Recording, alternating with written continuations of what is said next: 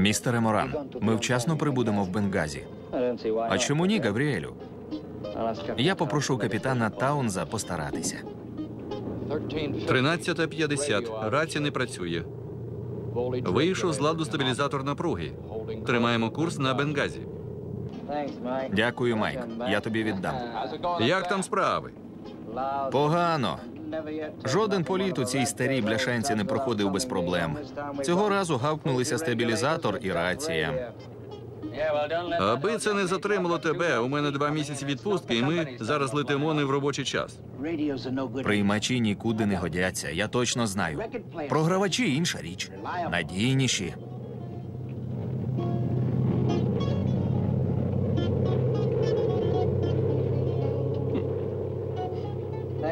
Дякую, докторе. Сигарету? Ні, дякую. Ви нафтовики молодці, щоб підвозити військових. Приємно чути.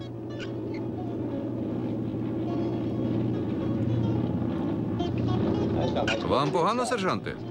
Сержанте, поставте його біля вантажу.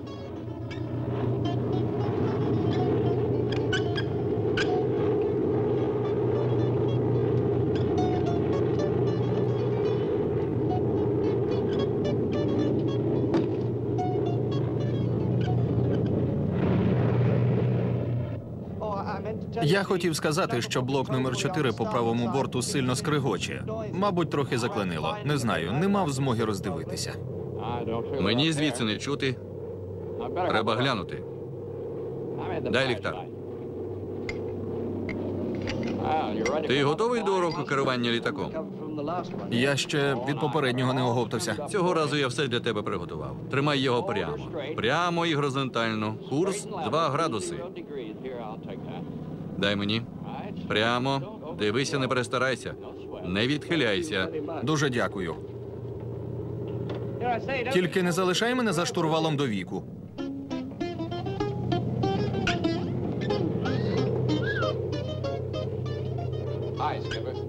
Привіт, командире.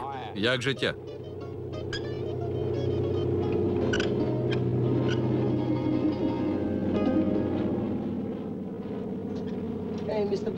Містере Білл, скуштуйте. Вам сподобається. 1 ковток, і дівчина з фотографії вас укусить. Командире, хочете ковтнути? Так у польоті веселіше. Ні, дякую, синку, я за кермом.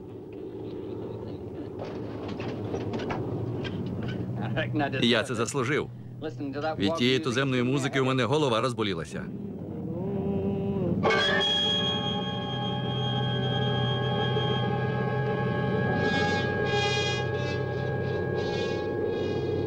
З блоком все нормально. Просто трохи рипить. Як працюється? Чудово. Та думаю, що там на горі дехто знає, що це я веду літак. Він наслав на нас піщану бурю. Так, я бачив. Ось тобі і прогноз погоди. Дай гляну карту. Якщо вона до нас наблизиться, Доведеться знову цю пташку фарбувати. є інший варіант. Еліазад. 3 смердючі мазанки і брудний колодязь. Це не місто, а зараза. Не хвилюйся, Лю. Поки що рано думати про інші варіанти. Ми більше за місцеву піщану бурю.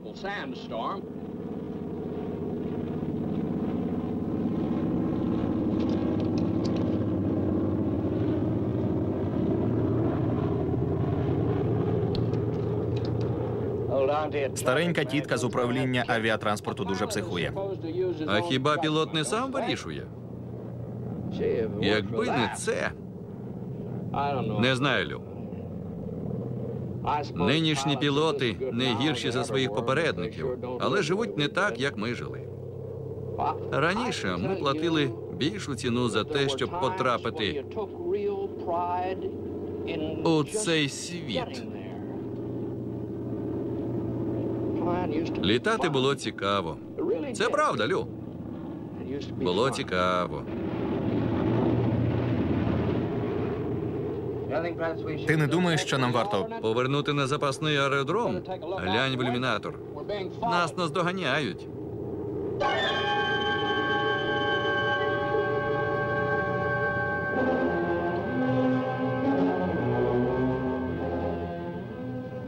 Накрився наш варіант.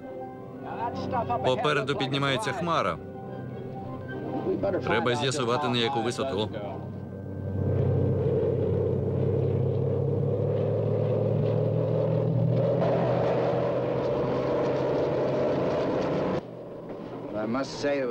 Я й без їхньої рації знав, що вони повернуть на запасний аеродром. Я наче тебе не знаю. Ти з нафтового родовища? Там мій брат працює, Дорфман. Я їздив до нього на свята. Ти їздив до свого брата в Джебел? Так. Він провідний геофізик-аналітик у нафтовій компанії «Арабко». Я подумав, чи наш пілот не застарий, щоб літати без другого пілота? Що скажете? Цей пісок – страшна гидота. Просто жах.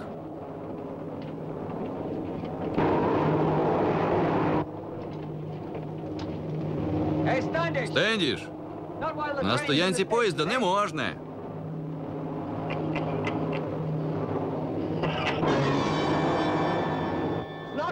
Френк, вона не вщухне.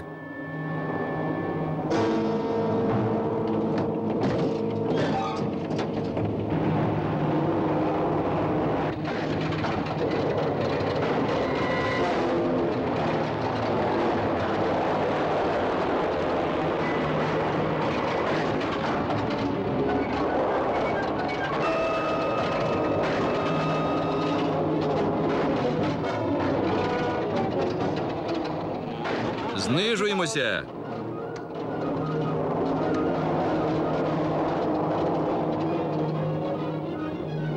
Ми зможемо сісти?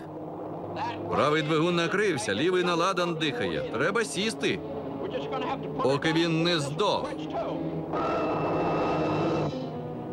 Ти можеш його підняти? Спробую перестрибнути через дюни. І зробити це з першої спроби, якщо ти про це. Ми зайдемо з випущеними шасі? Я б цього не робив, але інакше ми потім не злетимо.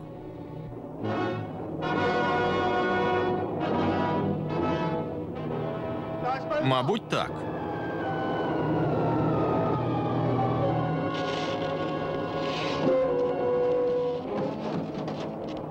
Що таке?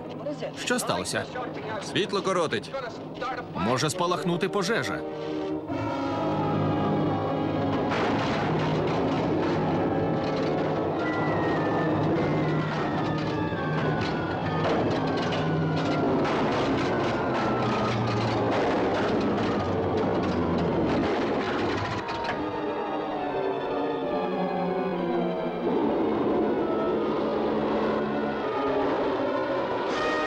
Кінокомпанія «Олдріч» представляє у головних ролях Джеймс Стюарт, Річард Аттенборо, Пітер Фінч, Гарді Крюгер, Ернест Боргнайн у ролі Коба, Політ Фенікса.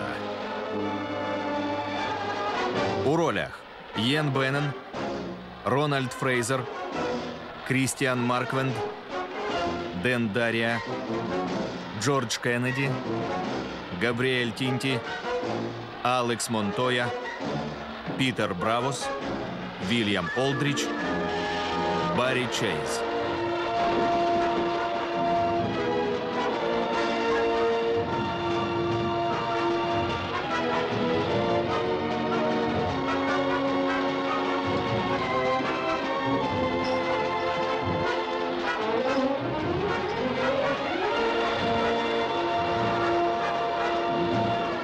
Оператор Джозеф Байрок.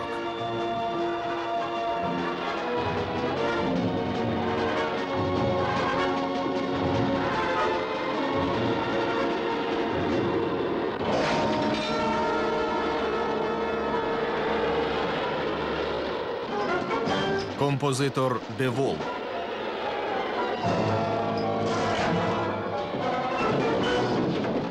Автор сценарію Лукас Геллер за романом Елестон Тревор. Монтаж!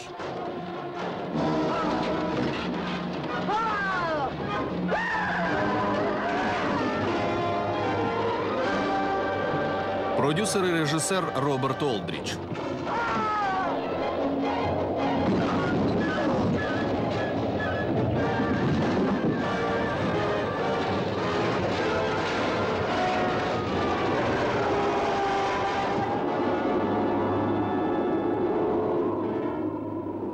Лю! Лю! Ворушись! Ліхтар давай!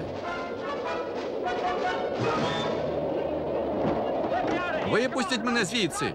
Біжіть! Тікайте! Він вибухне. Тікайте якнайдалі від літака! Dio, grande Dio. Maria. Maria. Гаррісе, збери людей. Літак зараз не загориться. Відведи їх під крило, поки хтось не загубився. Спробуй запустити аварійне освітлення. У хвостовій частині застрягло троє. Докторе Рено! Докторе Рено! Сюди, докторе Рено! Сюди! Швидше!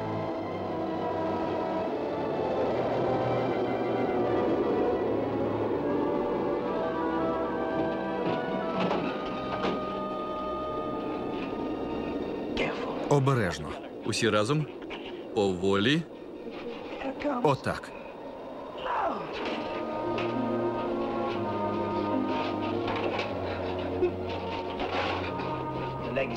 Ногу повністю розтрощено.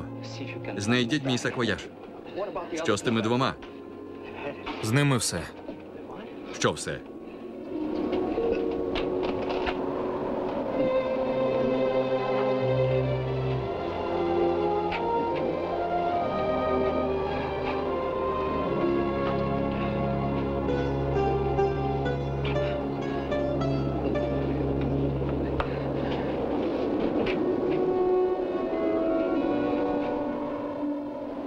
Френк. Командире. Що тепер робитимемо?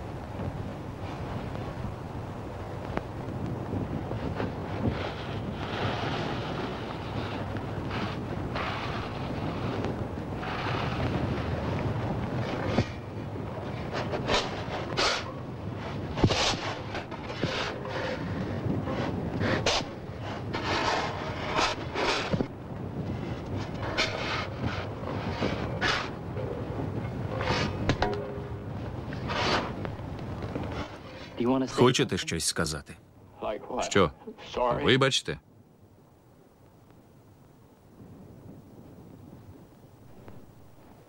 Закріпіть його. Капітане, чи не пора навести тут лад? Так, ваша правда. Я доручу сержанту Вотсону підготувати коробки під сигнальні ракети, але нам потрібне пальне. Це нехай Моран зробить. А ви перевірте запас води і пошукайте всякий такий харч.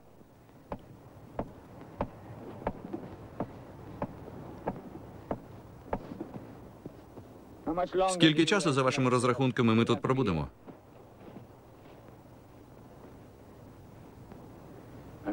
Нас же мають шукати?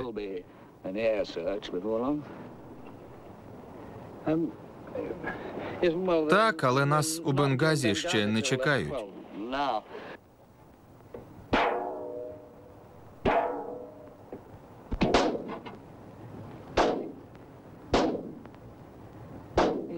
А твій капітан той ще організатор. Усі вони однакові, боягузливі сноби. Даремно ти пішов в армію. Я не пішов. Я був пацаном. Мене батько записав. Он як? Він був служителем у громадській лазні. 24 листопада 1934 року мама спекла бісквіт до чаю на мій день народження. А наступного ранку старий привів мене в казарму і сказав: «Тобі буде добре, тобі сподобається, я знаю». 34-й рік. Але ж ти не мусив все життя служити в армії. Не знаю. Але одне чіпляє за собою інше.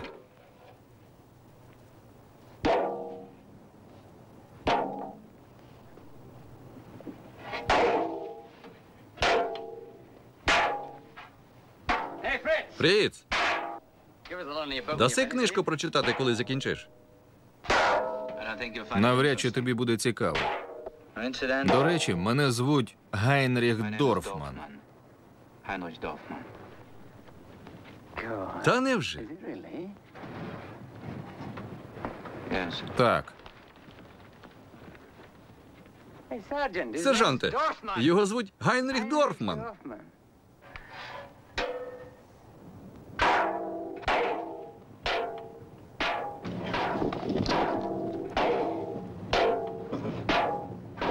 що сталося, док? Нічого, містере Коб, нічого. Як ви сьогодні почуваєтеся? Наче нормально. Вам яка різниця? Навіщо питати? У цій чорній книжці все записано. Хіба ні? Ні, у мене нічого не записано, містере Коб. Справді? То покажіть. Будь ласка, коли захочете, але зараз мені треба оглянути Габріеля. Коновал паршивий. Усі вони такі. — 16:00, 17 березня. Докторе, як моя дружина? Не треба зараз про це думати. З нею все нормально. Все буде добре. На борту є спиртне? Лишилося трохи морфію? Може, це краще? Я хочу залишити його на потім, коли біль посилиться. Докторе,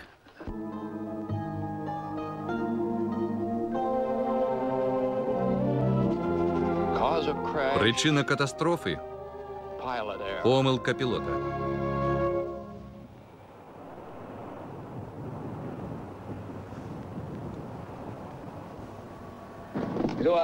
Містере Таунс, як ви дивитеся на нормовану видачу води? Можна, дійте. Ви вже щось придумали? Так, придумав. Прошу вашої уваги. Важливе повідомлення щодо забезпечення водою. Виходячи з наших запасів, доктор Рено пропонує встановити мінімальну добову норму видачі води по одній пінті на кожного. Правильно, докторе? Так, правильно. В аварійному контейнері 15 галонів. Цього має вистачити приблизно на 10-11 днів. Це якщо ми фізично не працюватимемо. Блискавко, чуєш? Дивися, не перенапружуйся. І ми збилися з курсу. Тож, поки не будемо впевнені, що по нас приїдуть, треба обходитися мінімальною кількістю. Зрозуміло? Чуємо, чуємо. чуємо. Добре, містере Таунс. Звучить розумно. Якщо нам вистачає води на весь час, може, залишимо трохи для миття? Для миття? Це дурість. Капітане, а як із їжею бути? Може, мавпу з'їмо? З харчами нам пощастило. Виявилося, що на борту майже необмежені запаси пресованих фініків. Пресованих фініків? Це хіба що гарне проносне? Згоден. Їх повернули з Джебелу, бо ніхто не їв. Думаю, це все. Це все? Цього досить? Дякую.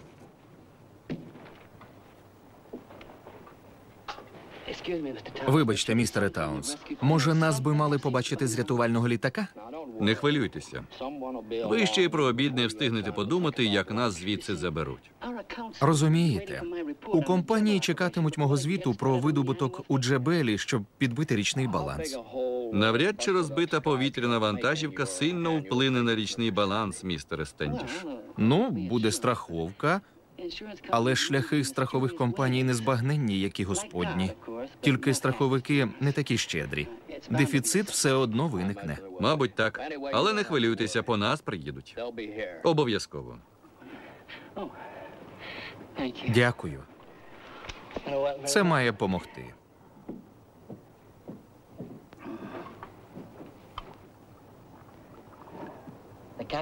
Капітан каже, що шанси в нас хороші. Чи не занадто оптимістично? Не думаю. Те, що ми на 130 миль відхилилися від курсу, навряд чи нам поможе. Але й не зупинить їх.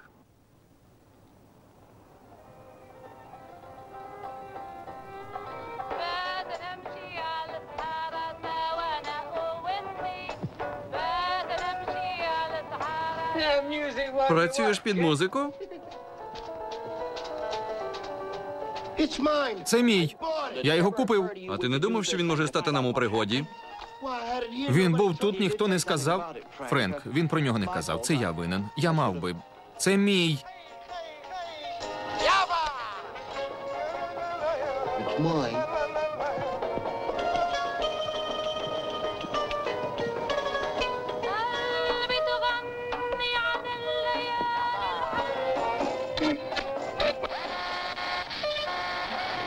Що з ним?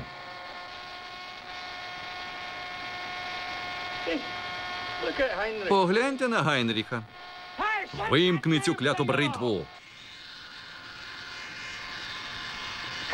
Що ти хочеш довести? Намагаюся стежити за собою. По-твоєму, ми на пікніку?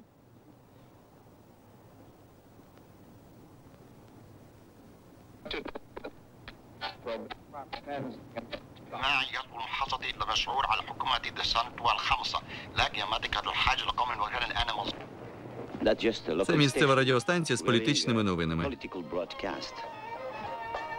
Навряд чи ви до вечора зловите потрібну станцію.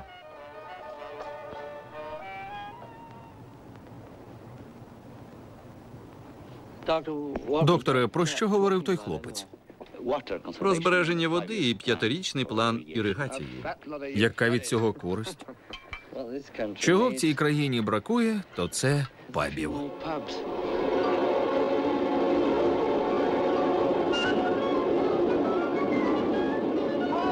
Згорніть. Треба це скласти. Зв'яжіть, щоб вітром не знесло. Візьміть ту мотузку. Допоможи. Тягни. Клятий вітер. Тримай, тримай.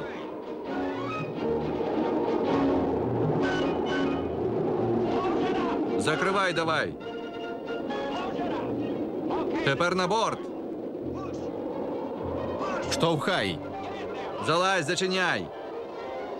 Зачиняю.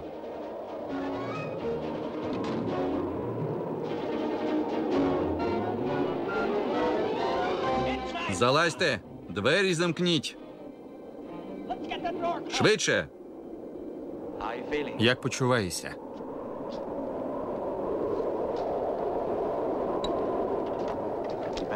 Випий ще. Давай, піднімайся.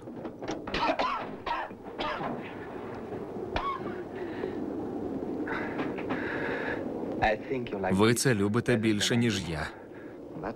Нічого. Власне, я вже зав'язав. Як його справи? Нормально. Він і оком не змигне, як зустрінеться з дружиною. Чи не запізно буде? Ні, бо ніхто і не знає. Може, коли ти з нею побачишся, її вже покращить. Ні, вона б ніколи телеграми не надіслала. Моя дружина дуже скромна. Надійшла тільки тоді, коли станеться щось погане. Не хвилюйся, ми тебе вивеземо. Він правду каже, Габріелю.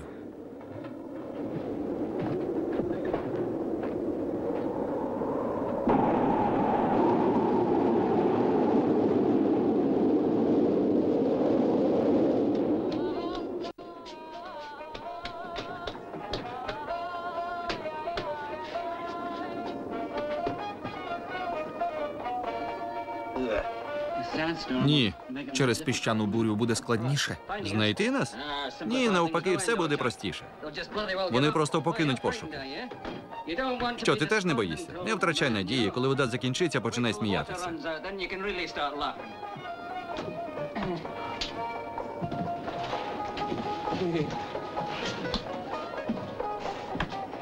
Фінік? Насправді, вони ж не перестануть шукати. Ніколи. Не хвилюйся, старий качуре. Нас знайдуть.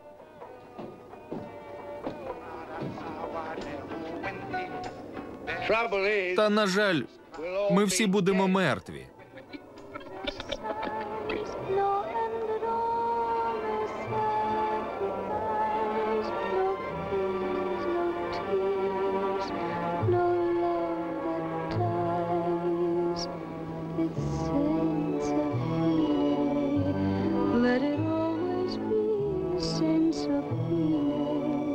Never ending the sunlit days, the moonlit nights, to see the sand, the starry heights are yours and mine forever. No me importa della luna, non mi importa delle stelle. Дай хлопцеві послухати радіо. Дякую.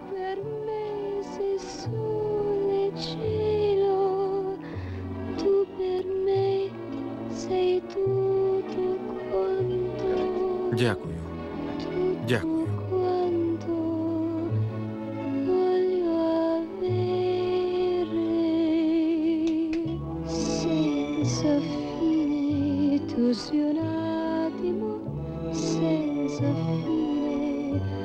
Non hai ieri, non hai domani, tutto è ormai nelle tue mani, mani grandi, mani senza fine.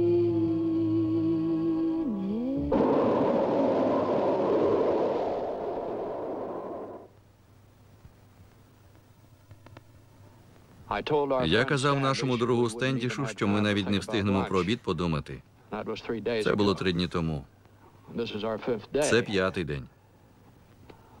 Більшість із них вірить, що це тільки питання часу, і нас обов'язково знайдуть. Якби ж я був у цьому впевнений. Ця спека нестерпна. Ти ще влітку тут не був.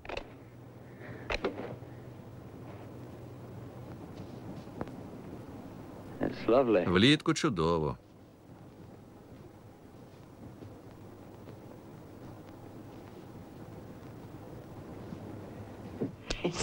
Серж, подивися. Абдуле! Вони помчали туди. Абдуле! Твої друзі близько години тому промайнули верхи на верблюдах.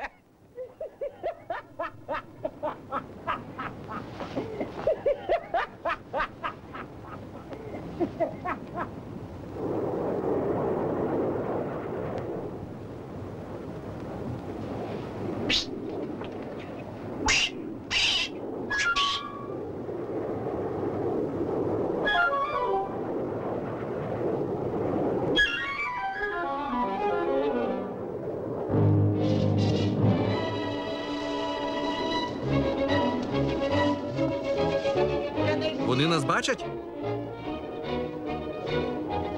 Ось він. Де? Отам, я його бачу. Вгорі, отам. Сюди! Сюди, сюди! Сюди! Сюди, сюди, друже! Сюди!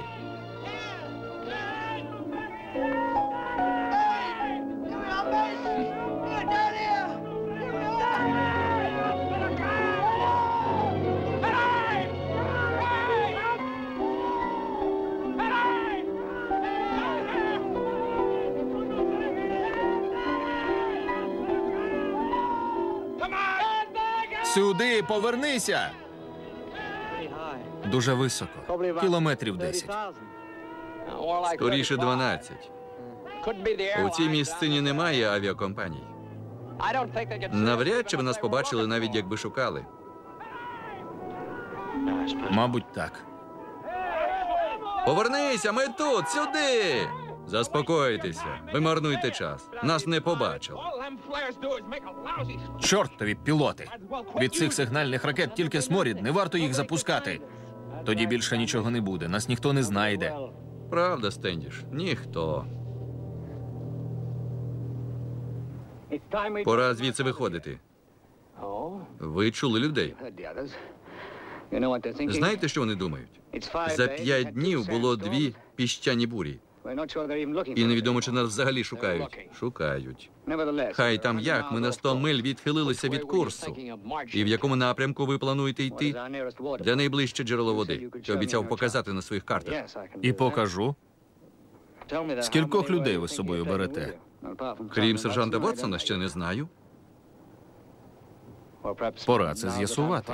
Так, мабуть, пора. Йому не можна звідси йти.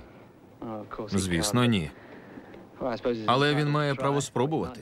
Він не має права на самогубство. Не хвилюйся, Френк. Він не усвідомлює, з якими труднощами це пов'язано. Я принесу карти. Джентльмени, я прийняв рішення і хочу, щоб ви мене вислухали. Я хочу піти звідси. За планом, ми маємо йти вночі, коли прохолодно, і відпочивати вдень. Вирушаємо ввечері на заході сонця. Сержанте Вотсон, підійдіть сюди. Я візьму сержанта Вотсона і тих, хто погодиться піти. Якщо є такі, назвіться і почнемо приготування. Капітане Гарріс, ви хотіли знати наші координати. Ідіть сюди, я покажу. Джентльмени, ми всередині цього кола, яке проходить через 3 найближчі пункти водопостачання. Це Марада на півночі, Тазербо на сході і Намус на півдні. Марада за 106 миль звідси. Це як від Лондона до Бірмінгема. За винятком того, що Марада не місто, а ставок. Борні кар'єри і кілька хирлявих пальм. Тоді йдемо в Мараду. Капітане, ви часто подорожували пустелею? Під час навчань, так? І далеко? 10-15 миль. Звісно, у повному спорядженні. Певно, води багато було. Достатньо. Я не знаю, як у вас із навігацією. У мене досить добре. Я б і на 10 кроків звідси не відійшов. Тут удень температура сягає 49 у тіні, але тіні немає. Якщо навіть узяти з собою по 2 літри, з потом вийде не менше 5. Ми плануємо йти вночі. Ясно. І в якому напрямку? А компаси для чого? Добре. Це просто чудово. Розповісте мені якось, що показував ваш компас, коли ви проходили повз гори Джебел-Гарудж. Там переважно магнітна гірська порода, і від компаса ніякої користі. Можна орієнтуватися за зорями. Але якщо прокладати за зорями шлях завдовжки 170 кілометрів і помилитися в розрахунках всього на 1%, то можна вдень пройти повз Ейфелеву вежу і не помітити її. Подивіться, де Марада. Погляньте. Геть нічого. Нічого. Якщо ви пропустите цю купку дерев, між вами і узбережжям нічого не буде. А це 805 кілометрів. Містер Моран, ніхто не каже, що це буде легко.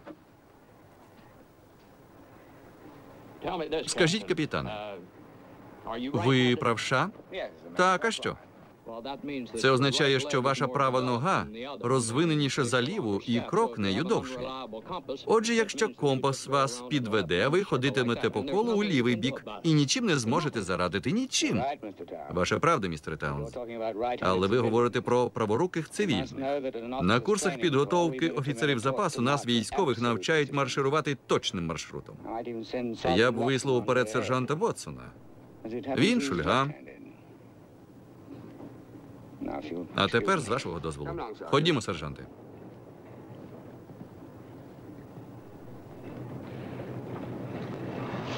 Френкі, нічого в тебе не вийде. Він живе за статутом, а його не перепишеш. Не перепишу. Джентльмени, я оглянув літак. Оглянули? Ми маємо все необхідне, щоб збудувати новий і полетіти на ньому. Ось мої розрахунки. Не знаю, чи розберете мій почерк. Ви хочете нас розсмішити? Що ви сказали? Я спитав, ви хочете нас розсмішити? Я й не сподівався іншої реакції від такої обмеженої людини.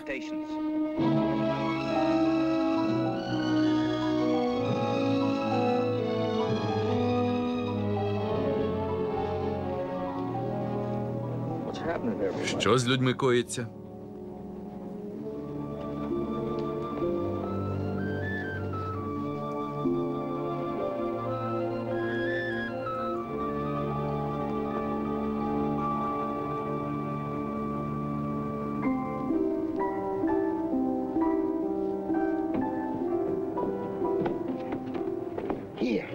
На, візьми.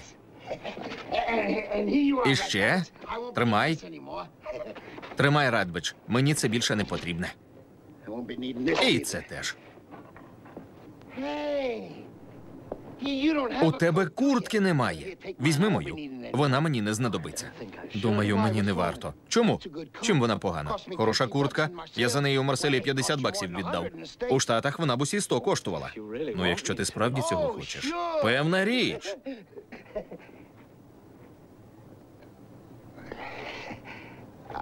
Я віддав хлопцеві радіо. Воно мені більше не знадобиться. Я йду з капітаном Гаррісом. Хлопці, і вам дещо перепаде. Багато робочих сорочок. Я купив їх зі знижкою в Генуї. Хороші сорочки, я тільки разів зо два їх прав. Гарріс, ви нічого кращого не придумали, ніж запросити з собою Коба? І далеко ви з ним зайдете? Цей тип божевільний. Він і дня не протримається. Коб, я з ним не розмовляв, він думає, що йде з вами. Он як доведеться його розчарувати. Ні, заждіть, хвилиночку. Почекайте трохи. Я вдячний вам за турботу, але роблю це під свою відповідальність. Може, це ризиковано, але збільшить ваші шанси на порятунок. Ходімо, сержанте.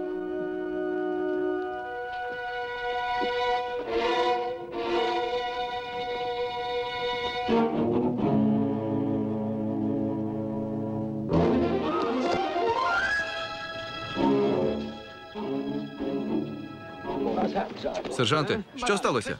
Певно, вивихнув, сер. Заберемо його звідси. Піднімаємо.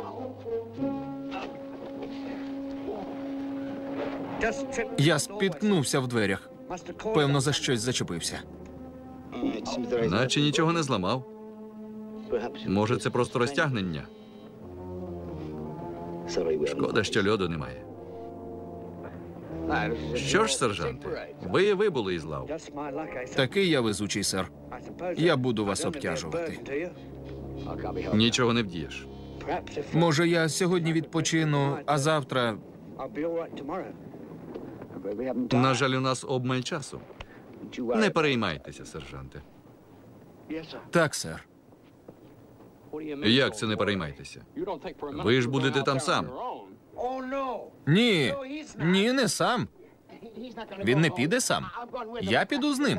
Правда, капітане? На жаль, ні, приятелю. Але ж я сказав. Я щойно сказав, що піду. У вашому стані ви не можете йти. Пробачте, але вам краще залишитися. Але ж я сказав, що піду. Я сказав. Заспокойся, Коб. Я сказав. Заспокойся. Я сказав. Відпустіть мене.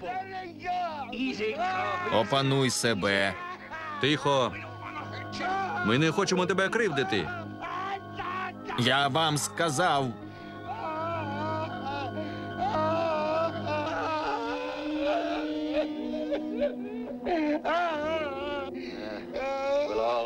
Ми всі закінчимо, як він.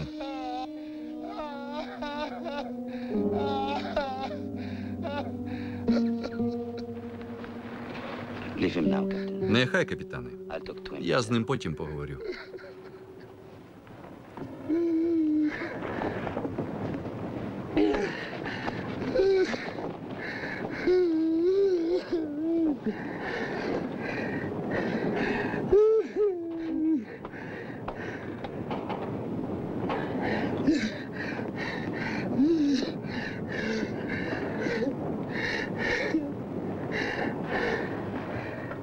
Yeah, Ось, thank you. дякую. That, Ти читаєш нафтовий журнал? Ні. you're not in Це the не твій фах? line. Фах? Well, yes, I mean. Так, я про буріння. Oh, I'm a designer. Ні, я конструктор. Oh, really? What, Справді, меблі конструюєш, такі речі? Oh, Mr. Moran. Ні, містере Моран, літаки. I'm an Я aircraft авіаконструктор. designer. Are you? Справді? When you, То really ти think не what you жартував, said коли about, казав, що можеш getting нас everything звідси out? вивезти? Did you think I was А ви joking, думали, що perhaps? я жартував? No, Mr. Ні, містере Дорфман, That I didn't. я так не думав.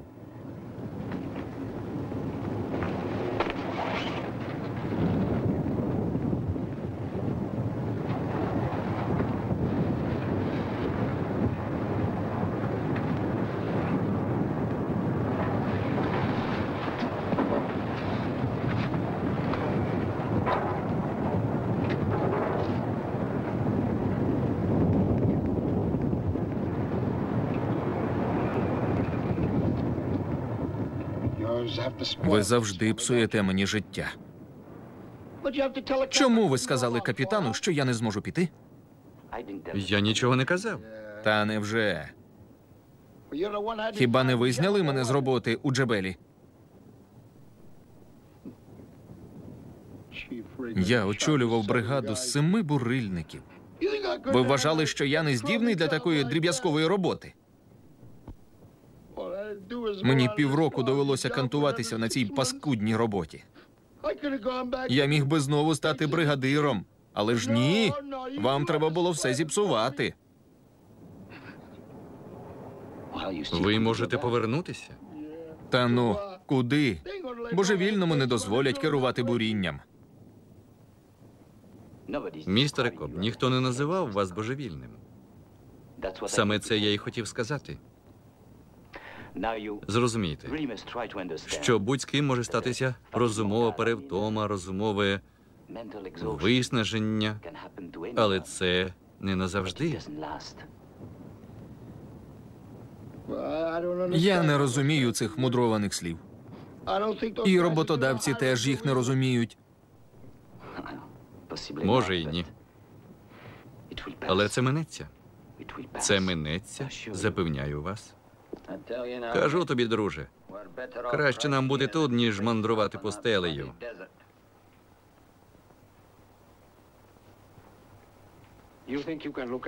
Зможеш наглядати за Чучо? Я піду з капітаном Гаррісом. Так, але Що з тобою? Я думав, він у тебе для якогось малого мексиканця. так. Але не завидуй, Радбакс. Колись я й тобі щось подарую. Ти сказав, не завидуй. Навчися правильно розмовляти. Навіщо тобі туди йти? Ти мало надивився цього в Джебелі. Хто зна, Майк? Може, за кілька днів нам буде краще, ніж вам.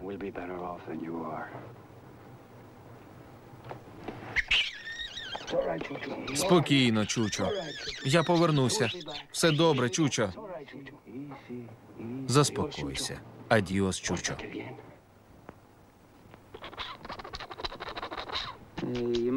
Приятелю, ти здурів?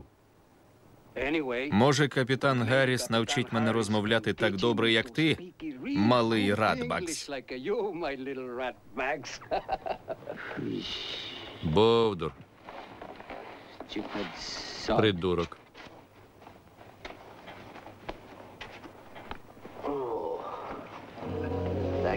Дякую, друже. Готовий? Так, сер. Молодчина. Я не дуже впевнений, що все піде легко.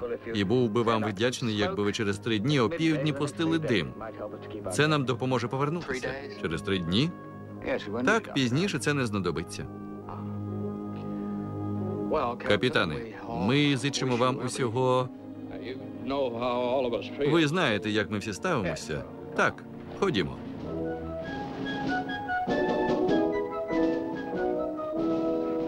Незабаром смеркне, ми можемо заблукати.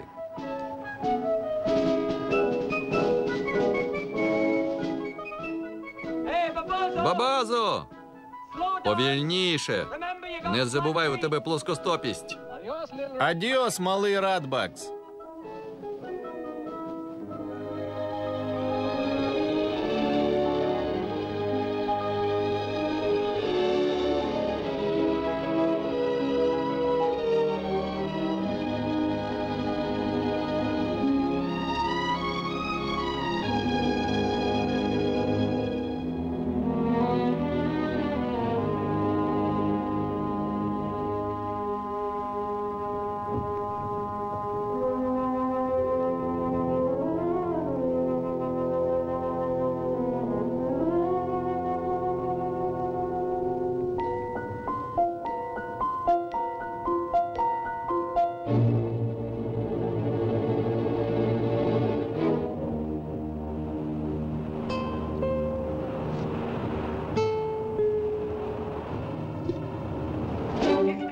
Він зник. Його немає.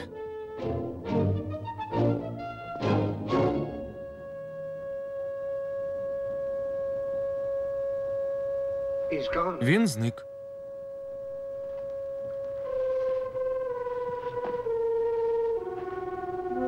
Коб зник.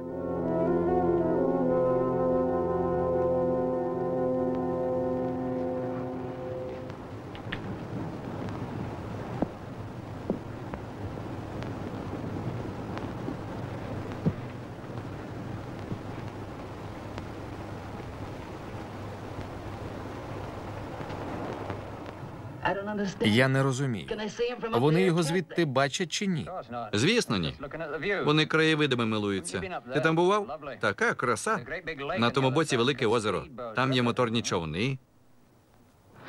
Френк, він пішов 6 годин тому. Як далеко він зайде без води? Навіть фляги не взяв. Це я винен мав за ним наглядати. Але навіть якщо ти його знайдеш, що ти зробиш? Що ми зробимо? Тобі буде так само погано, як Гаррісу. Лю, я приведу його.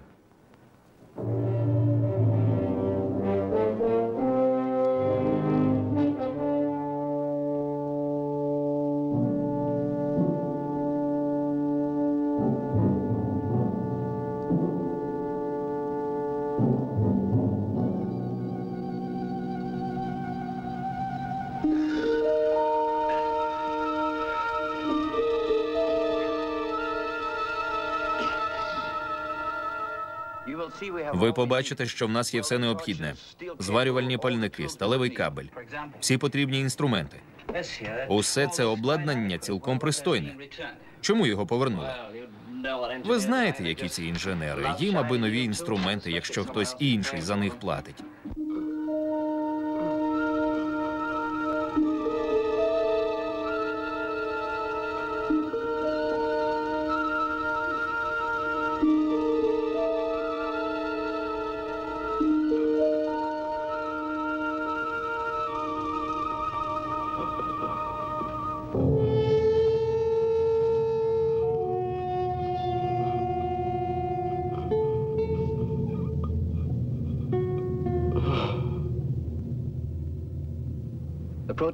Мій літак має злетіти з першої спроби.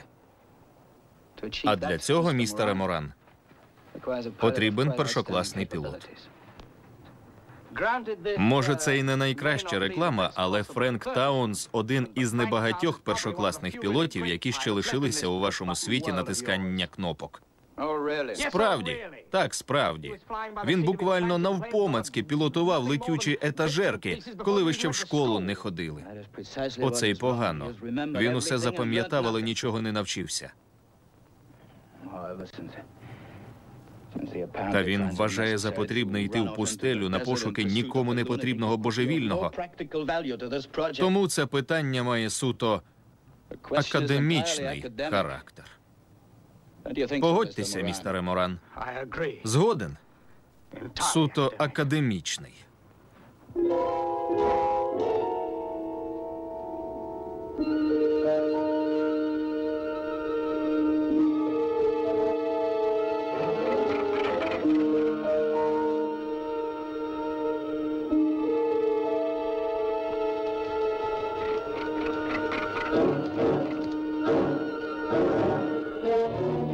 Геть! Забирайся! Іди звідси! Згинь! Згинь! Згинь, я сказав!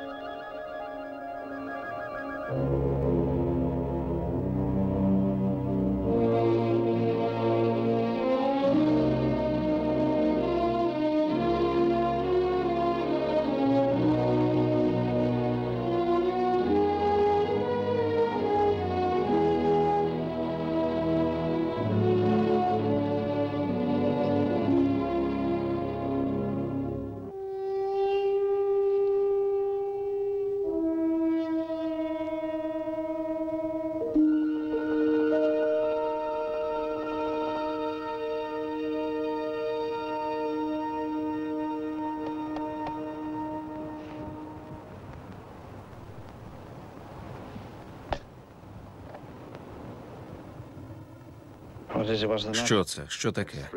Уже 3 хвилини на першу. Чи не пора сигналити капітану Гаррісу? І вашому капітану Таунзу.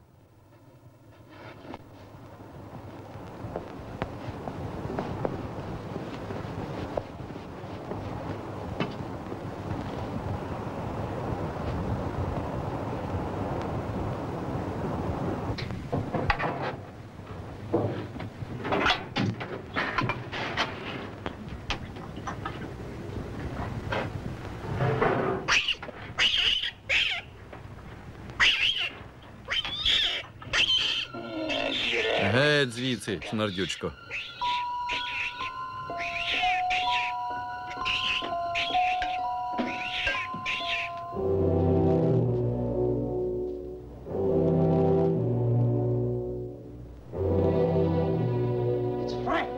Це Френк.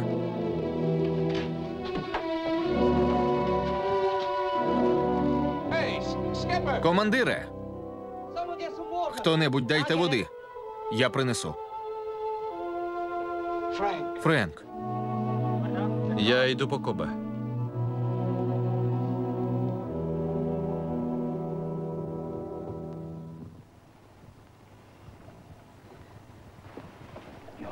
Як ти?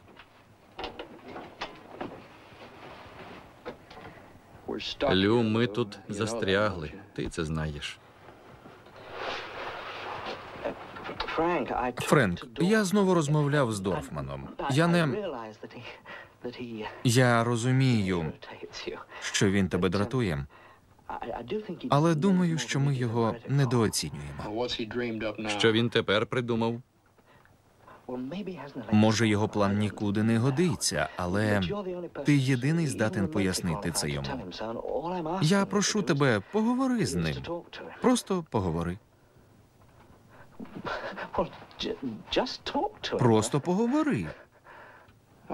Добре, Лю, поговорю. Якщо це тебе заспокоїть, я поговорю. Проблема не в складових. Ліва частина фюзеляжу не пошкоджена разом з усіма складовими.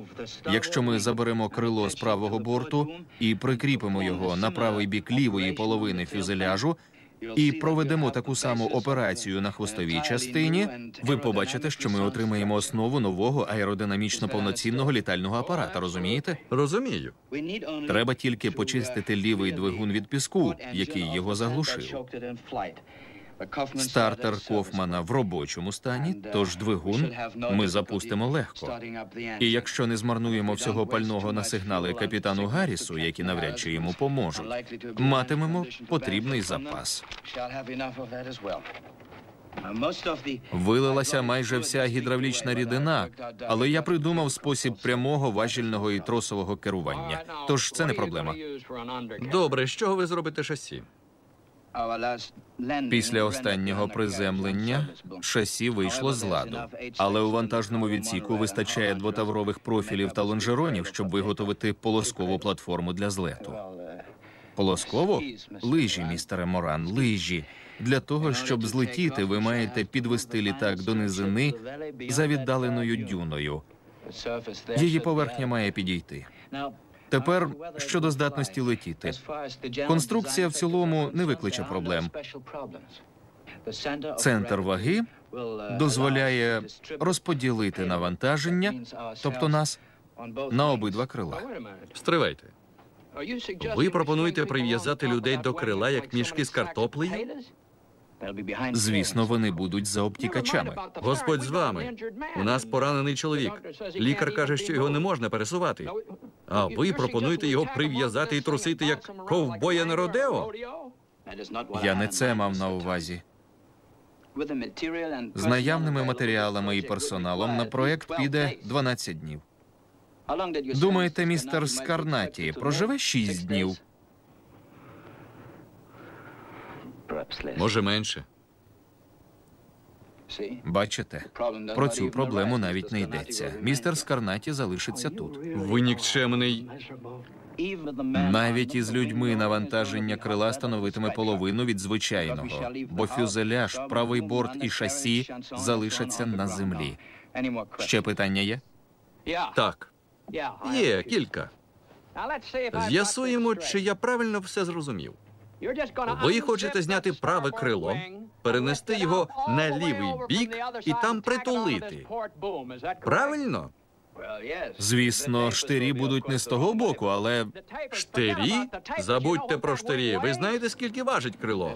за моїми підрахунками більше тонни. Отож бо. А нас 8. Містере Дорфман, ви здатні підняти 100 кілограмів? Ми застосуємо клини й важелі. Є ще лебідка, тому зробимо двоногу станину. Добре, нехай будуть важелі і клини з лебідкою на додачу. Наші люди животіють на пресованих фініках і майже без води. За кілька днів ні в кого не стане сили ні на яку роботу. Ви маєте рацію. У першу чергу слід зробити найважче. Крило треба перенести сьогодні. Сьогодні? Так, я придумав простий підйомний пристрій з живленням від генератора правого борту, який підзаряджатиме батареї і даватиме необхідне освітлення. Я не бачу жодних проблем. Якщо у вас більше нема питань, я ще маю закінчити розрахунки. Я думав, у вас уже все готово. А ви ще не все до пуття довели? Я перервав свої дослідження, коли ви вирушили в романтичну подорож по містера Кобба.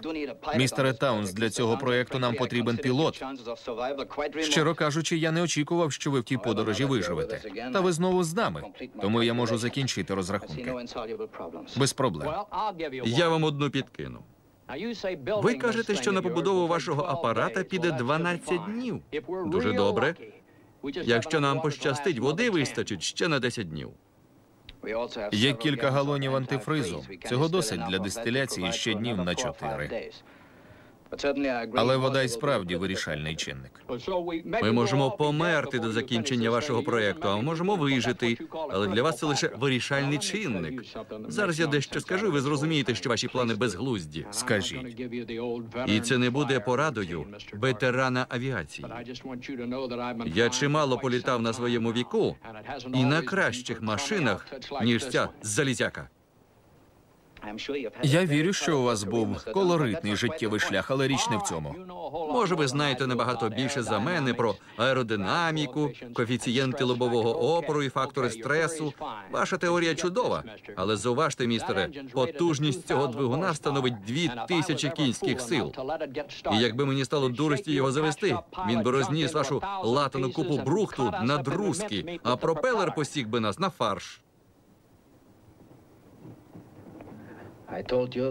Я ж казав, що збудувати цей літак буде неважко. Також я сказав, що керувати ним має першокласний пілот. А єдине, що у вас першокласне, містере Таунс, це ваша тупість. А чого він очікував? Спокійно. Чого він? Ти хочеш, щоб я танцював від захвату над його кресленнями? Щоб слину пускав від його геніальності? Що б це дало? Та ця тарадайка ніколи не полетить. Пробачте, капітане, але...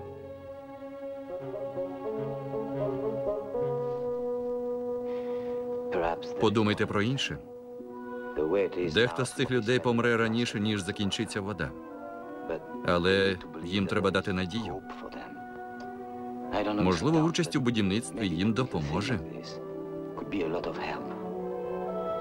Щоб довести, що апарат не полетить і загинути під час будівництва? І це все? Док, що ви пропонуєте?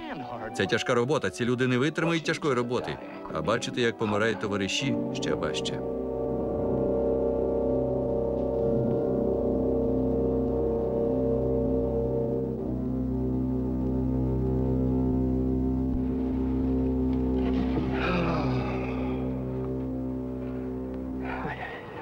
Лю, я втратив 5 людей.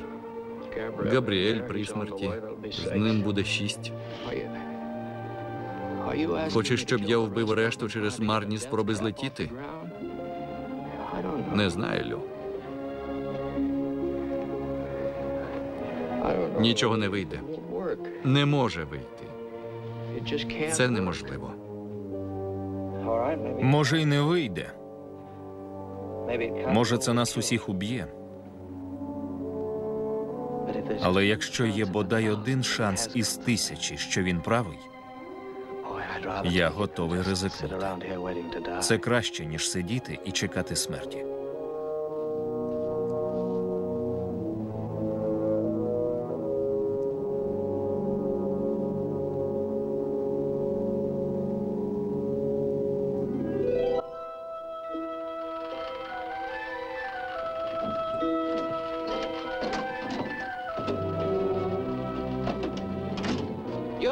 Містере Кроу, ці панелі ще знадобляться. Будьте обережні. Добре, Гайнріху. Буду.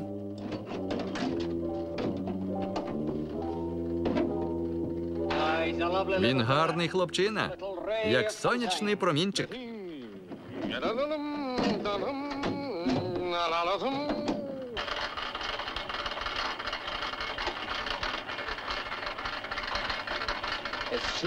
Крутіть повільно і безперервно. За півгодини вас змінять. Стрілка не повинна опускатися нижче 80. Оця. 80? Так.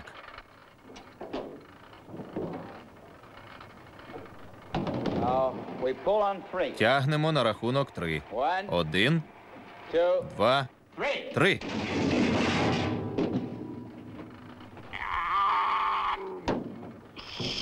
Холера.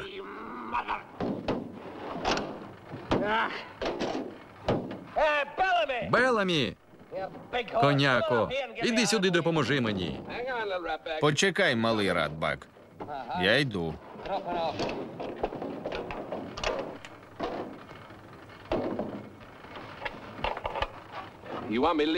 Френк, залишити це на місці? Спитай містера Дорфмана.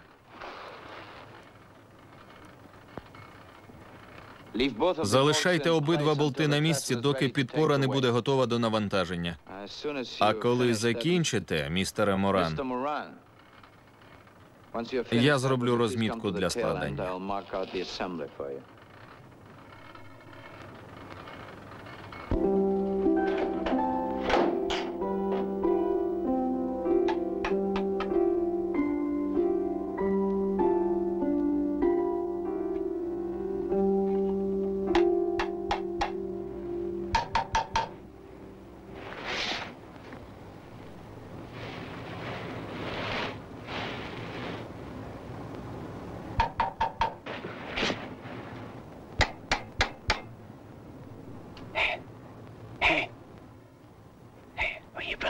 Що ви будуєте?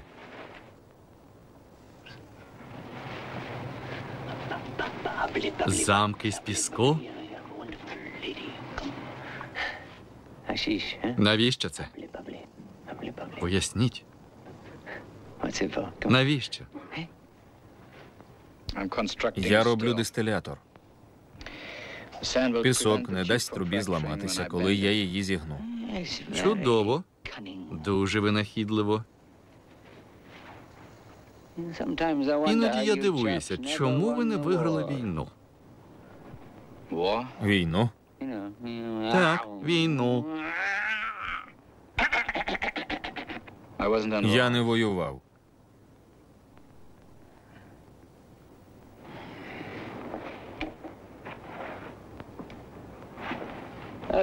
Тоді ясно, чому вони не перемогли. З ними не було Гайнріха.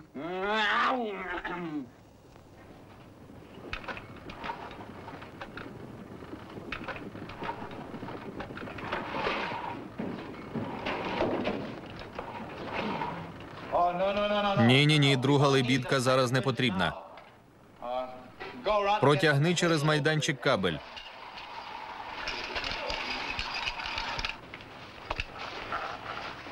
Мотузки вистачає?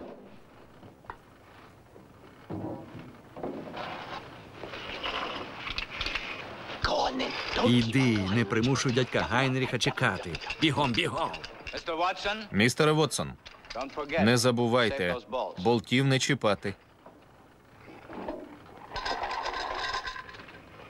Дуже добре. Потрібен гайковий ключ.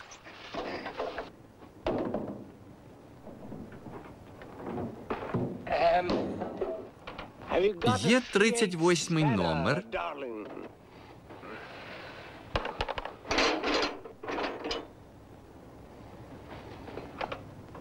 Дякую, дорогенький. Поцілуй мене. Не мили дурниць.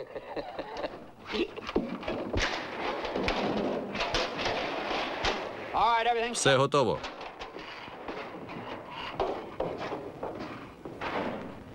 Акуратно.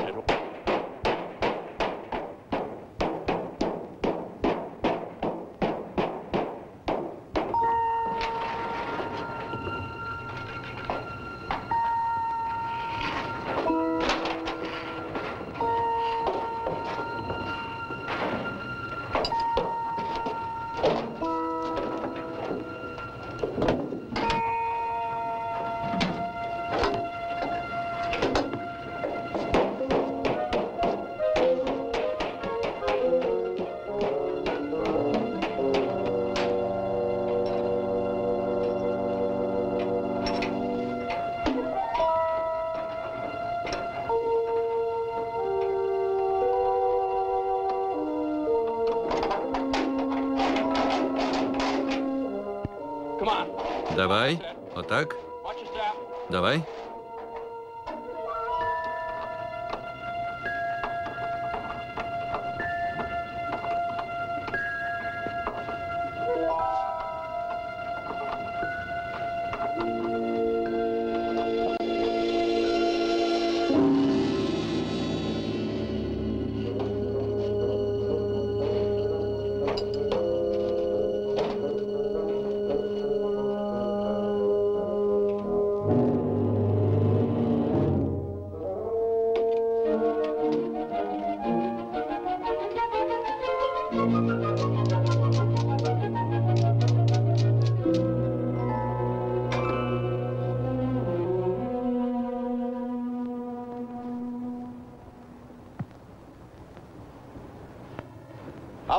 Містере Таунс, ми готові?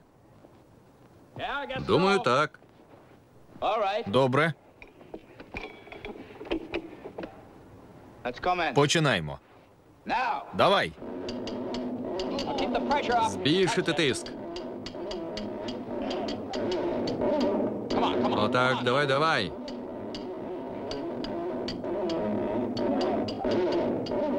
Трохи повільніше.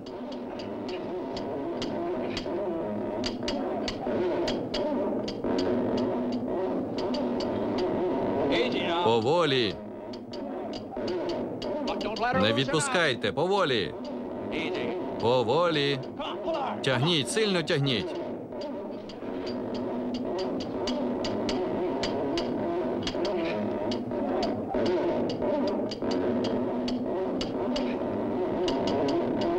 Стоп! Стоп, чекайте. Досить.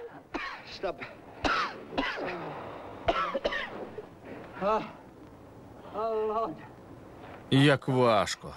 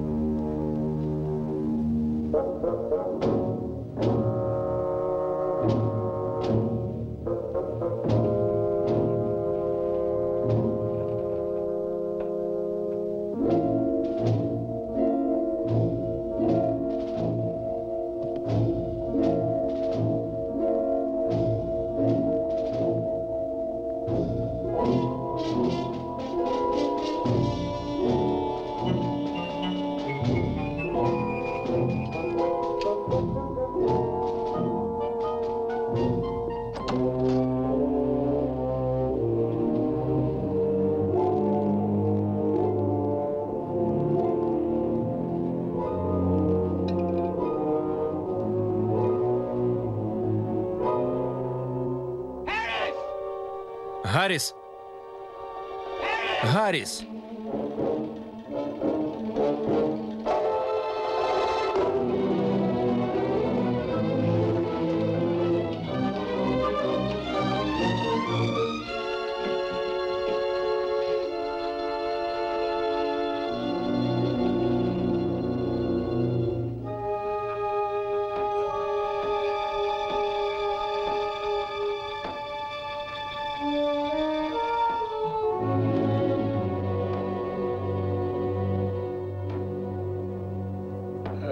Що, сержанте?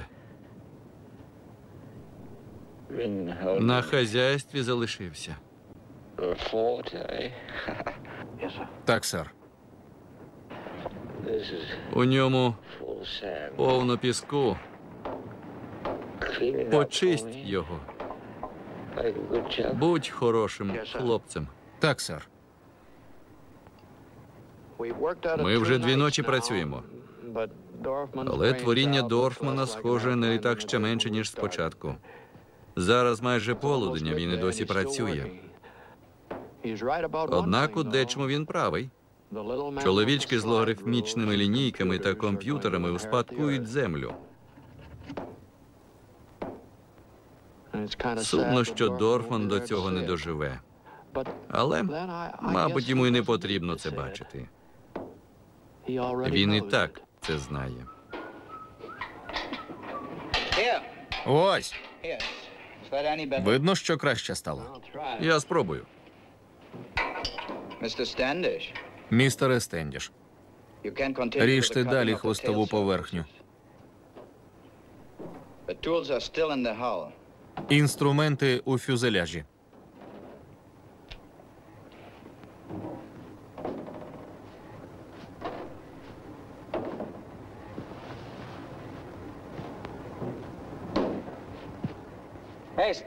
Стендіш, дотримуйся дієти.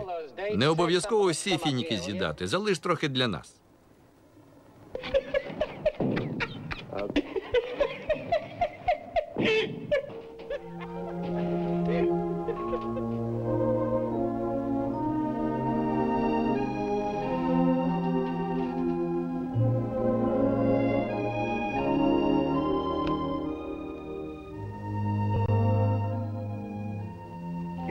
У тебе гарна дружина.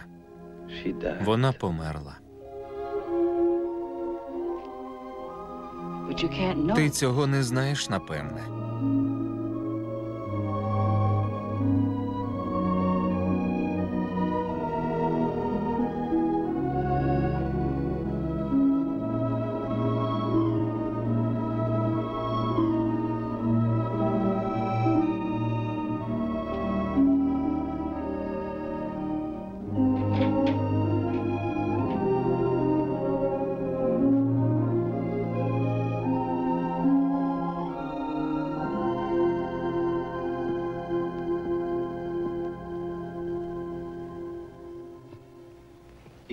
Ви там.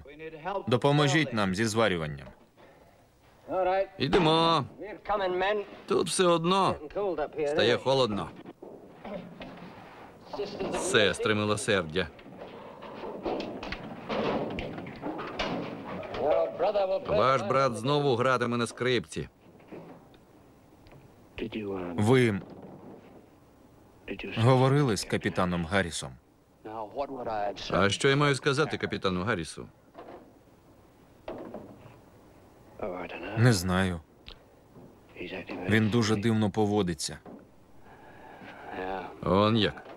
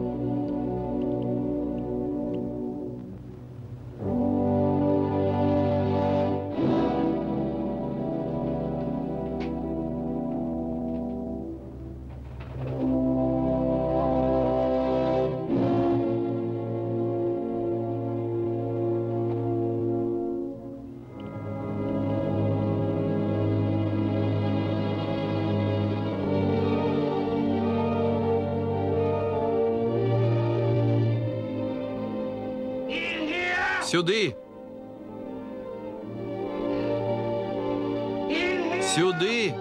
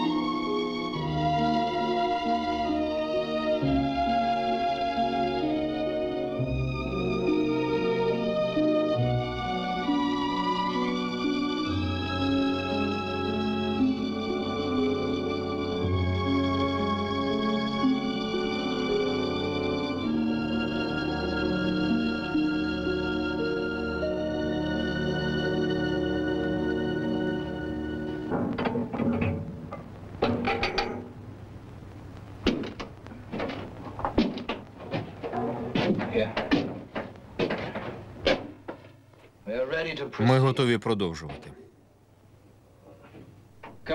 Дуже важливо не порушувати графіка. Ми вже довго товчемо воду у ступі. Ваша правда, але може ми ще годину відпочинемо? В жодному разі. До роботи. Поки ми не вирішили, хто працюватиме, я хочу дещо сказати.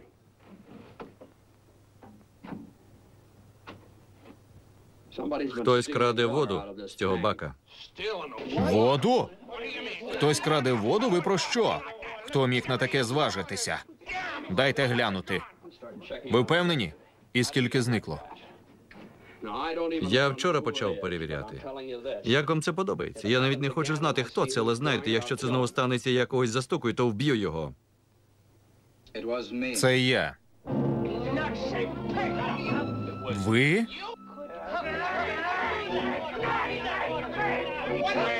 Замовкніть. Тихо. Ти дурень. Я її не крав. Я її взяв. Ви її взяли. Люди можуть померти від нестачі води, а ви її взяли. Так. Бо поки ви спали чи байдики били, я працював. І працював важче за вас. Тому мені потрібно було більше води. Однак цього більше не станеться, бо від цієї миті ми всі будемо працювати тяжко.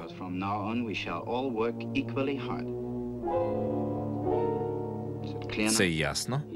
Ні, не ясно. Але може я ідіот, тож поясніть мені. Те, що ви вундеркінд, не дає вам права пити чужу воду. Можна було якось домовитися. Навіщо красти? Могли б мене попросити. Ви б мені не дали. Ваша правда не дав би.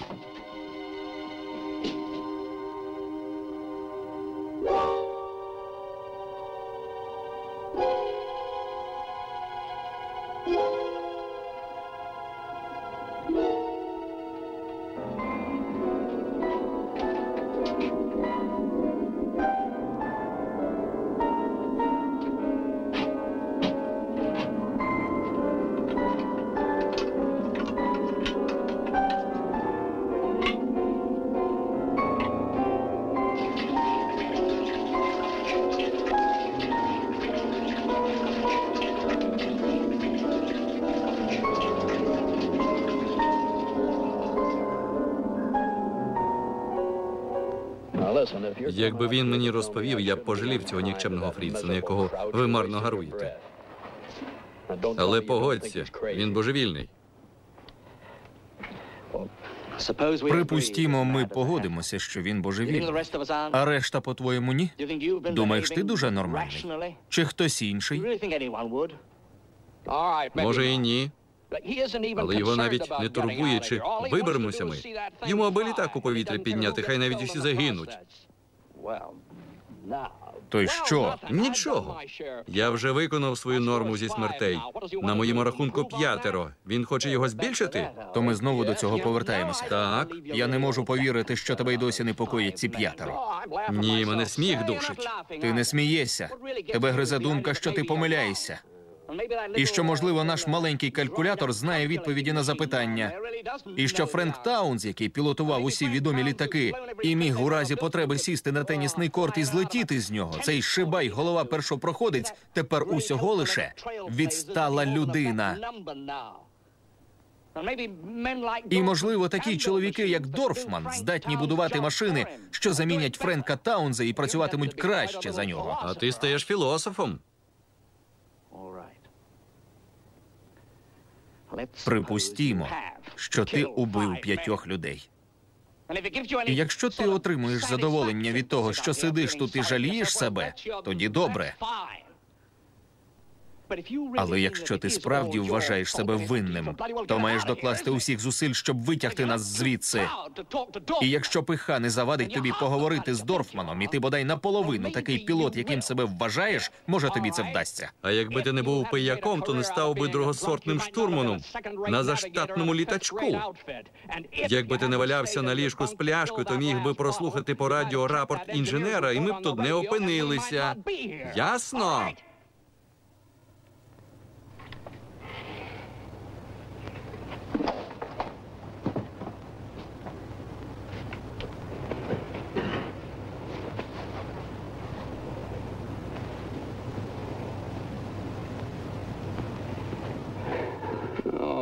Лю, я...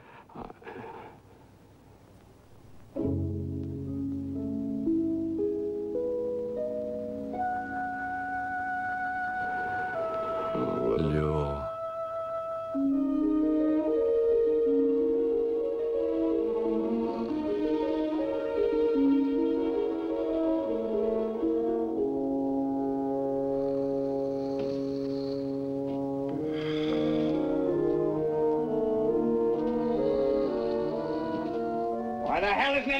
Чому нікого немає біля генератора? А навіщо?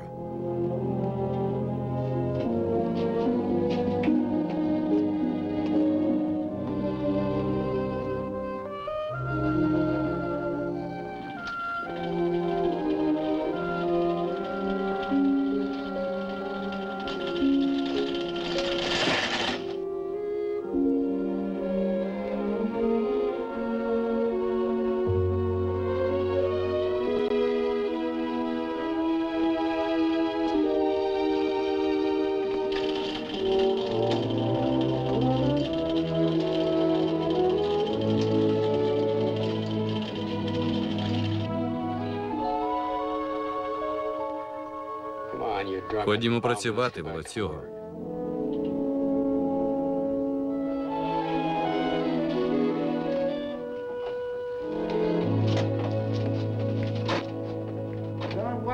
Не хвилюйтеся, все виріжемо вчасно.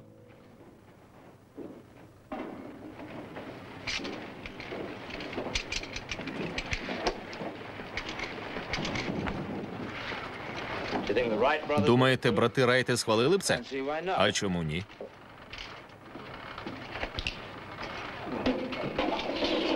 Гайнріху, ми тут усе розчистили. Яке завдання, містере Дорфман? Ви ще не готові до важкої роботи. Я б хотів щось робити. Нам би доктор Рено став у пригоді. Може, зміните його біля генератора?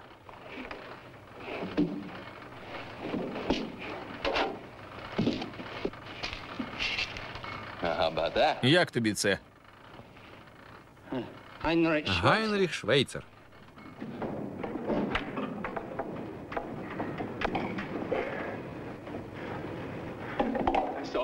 Все готово.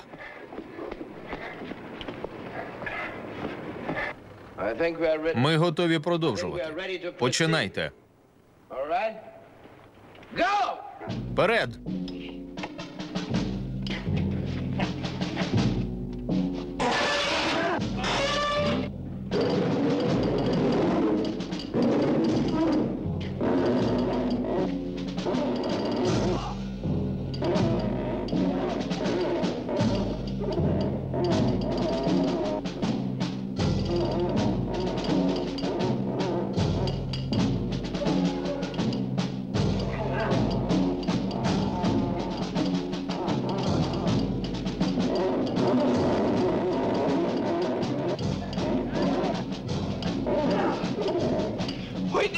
Нам це вдалося.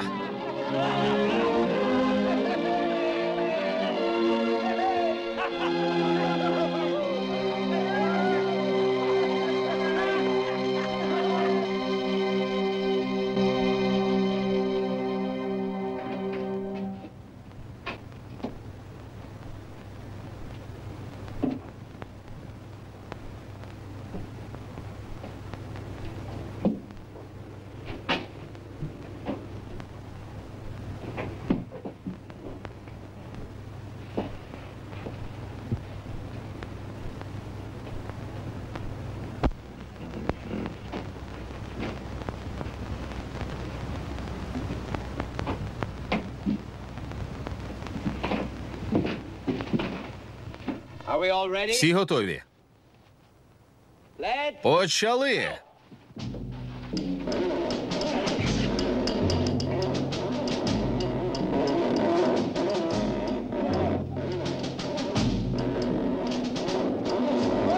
Заждіть! Стоп!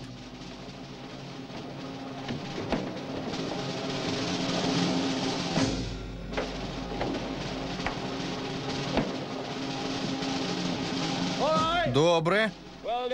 Молодець, Вотсон. Тепер тягнемо всі разом.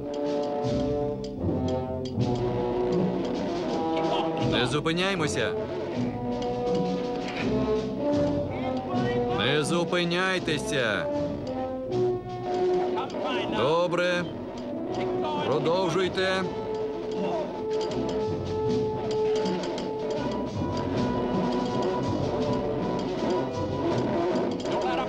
Отак, вибирайте слабину.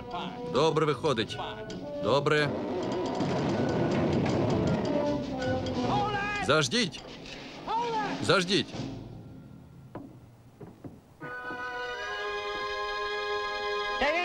Спокійно, хлопці. Воно майже на місці. Майже. Стій!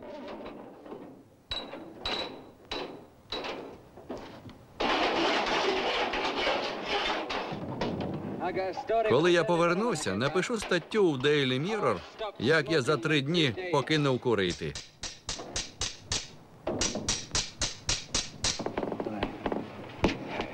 Ось, тримай. Гайнріху, ти чудово попрацював.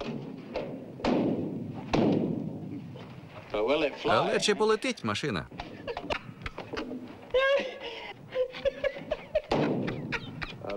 Спершу треба її доробити. Там усе готово.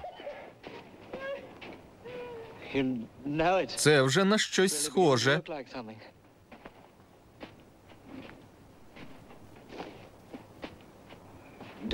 Не хвилюйтеся, містере Таунс. Вертольоти теж зовні не дуже елегантні, але літають нормально.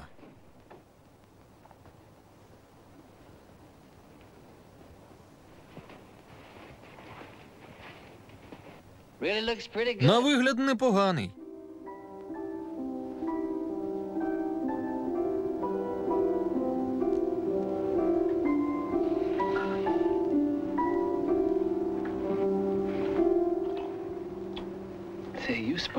Як думаєш, нам додадуть кілька днів до відпустки, якщо ми звідси виберемося? Ти про Арабко Ойл? Нам пощастить, якщо вони не вирахують ці дні з наших 2 місяців. Якщо ми виберемося звідси живі, і я отримаю відпустку, то залишуся в Бенгазі і відпочину з якоюсь арабською дівулею.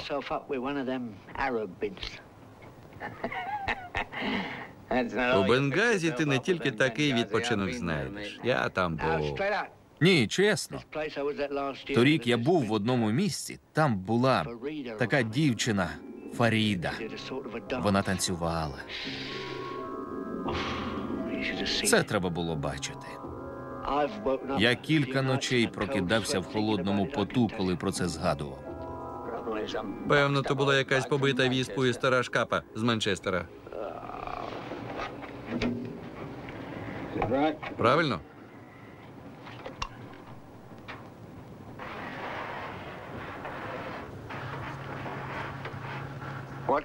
Навіщо ти це робиш?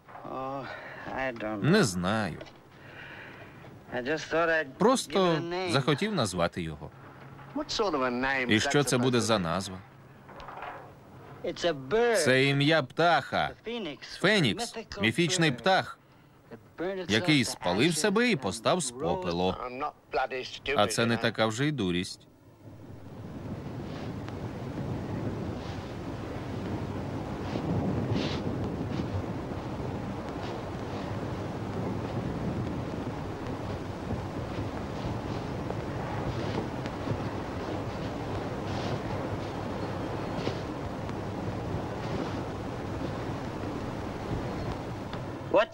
Що таке, капітане?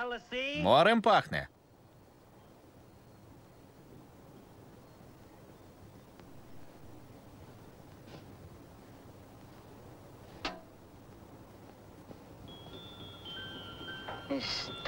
Він уявляє себе у Бенгазі зі страшною дівкою, а в голові у нього туман. Від бухла чи гашишу. Він цього не витримає. Бухло.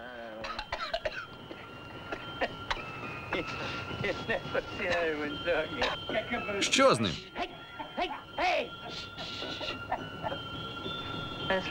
Що він там робить? Покличте містера Таунза.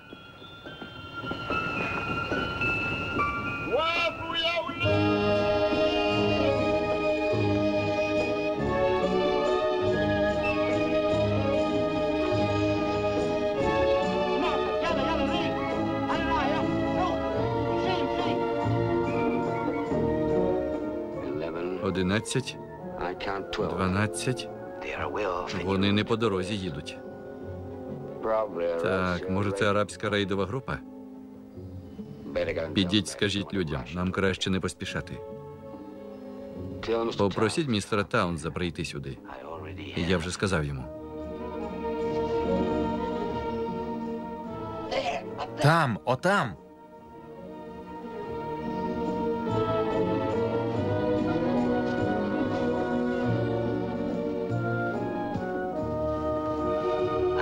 Араби.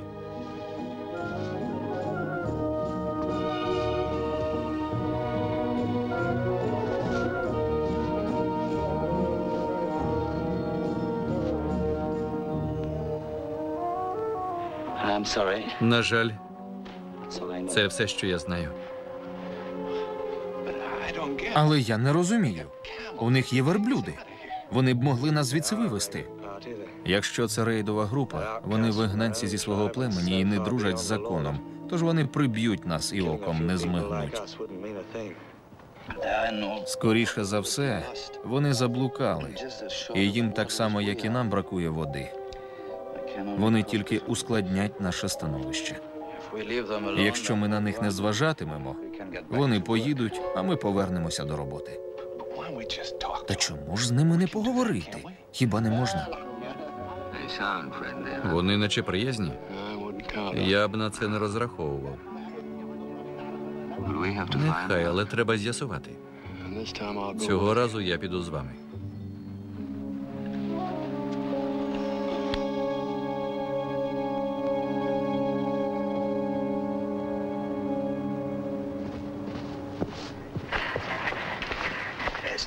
Вони нікуди не йдуть. Я візьму із собою сержанта Вотсона. Ми підемо і скажемо, почекайте. Я сказав, що піду з вами. Навіщо хлопці будують цю конструкцію, якщо ти нею не керуватимеш? Френк, він правий. Ніхто не керуватиме цією хріновиною. Що? Не сперечаймося.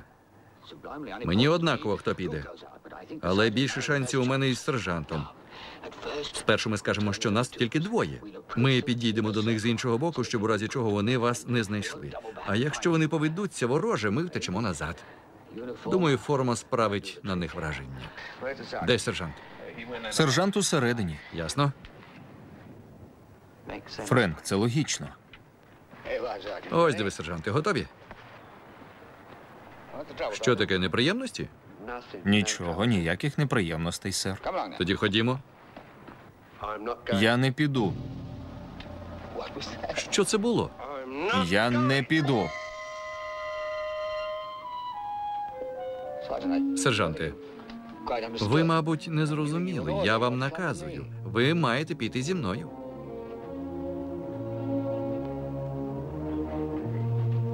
Послухай, друже. Води лишилося тільки на 3 дні. Машина, яку вони будують, не полетить. Ми з вами повинні вмовити арабів допомогти нам. Немає чого боятися. Я не боюся, містере Гарріс. Сержанте, я повторюю наказ.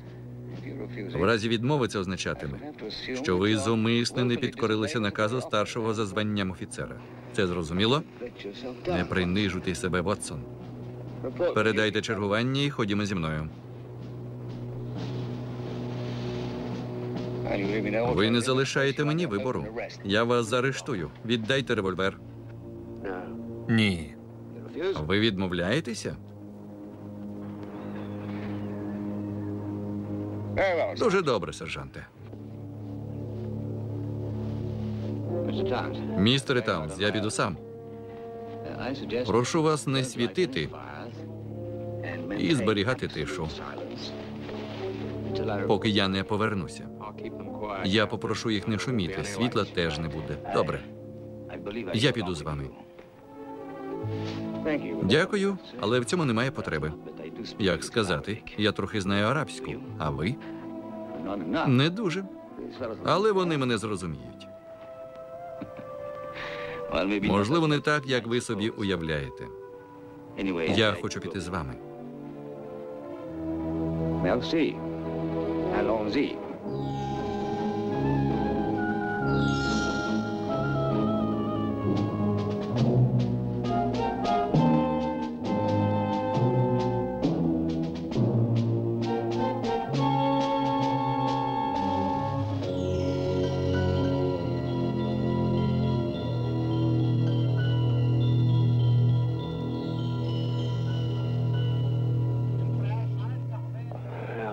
Я ще півгодини почекаю, а потім піду подивлюся. Ми не можемо сидіти, склавши руки. Френк, Гарріс не дурень. Нехай типовий британець, але не дурень. Якщо цих людей можна вмовити нам допомогти, Гарріс їх умовить. Якщо там складна ситуація, і він сказав, що їх тільки 2, він не може раптом сказати, що є ще 7. Якщо ми з тобою втрутимося, то все зіпсуємо.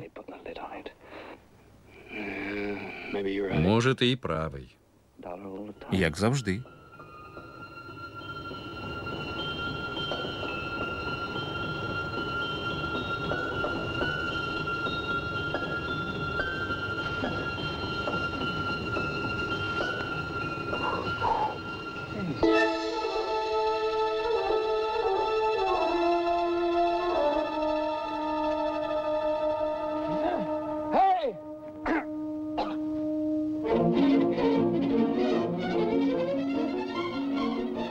Капітане Таунс! Капітане Таунс! Вони поїхали і забрали наших людей. Але залишили верблюда чи щось таке, звідси не видно.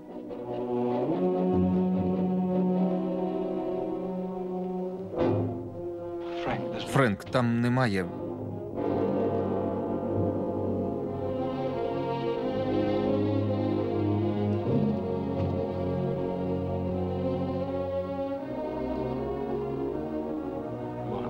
Ходімо, Лю, подивимося.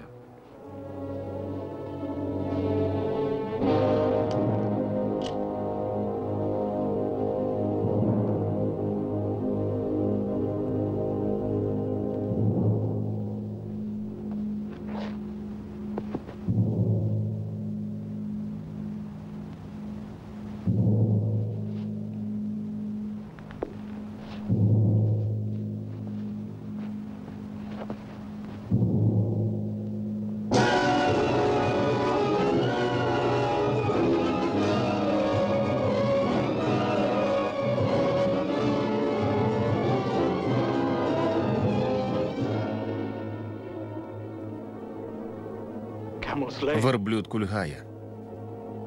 Ось чому його залишили. Дай мені.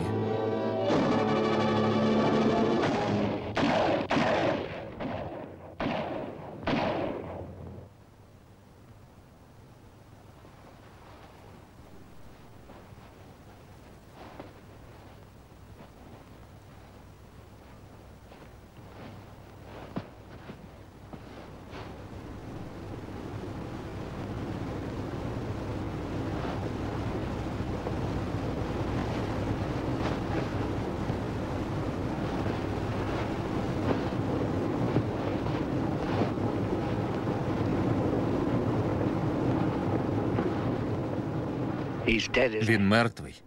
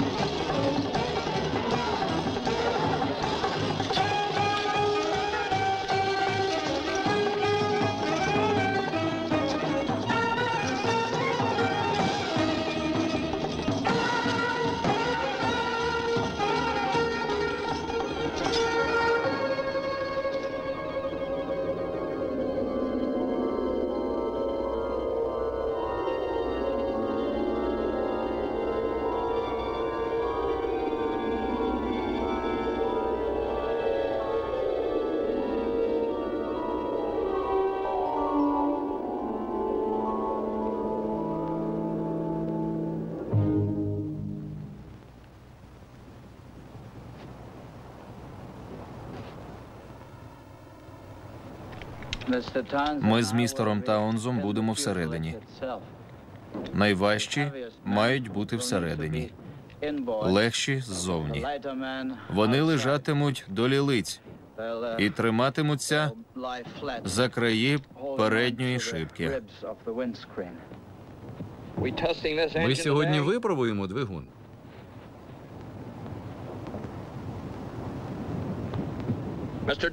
Містере Дорфман, пора випробувати двигун. Містере Таунз, залишіться на мене. Стривайте, заждіть. Я не забув, що конструктор це ви. Але я маю пілотувати цю штуку. Штуку. Ця штука має назву. Це аероплан. Добре, добре, нехай аероплан. Я б мав до нього більше поваги, якби знав, що двигун працює. Двигун чудово працював, поки під час польоту пісок не набився в карбюратор.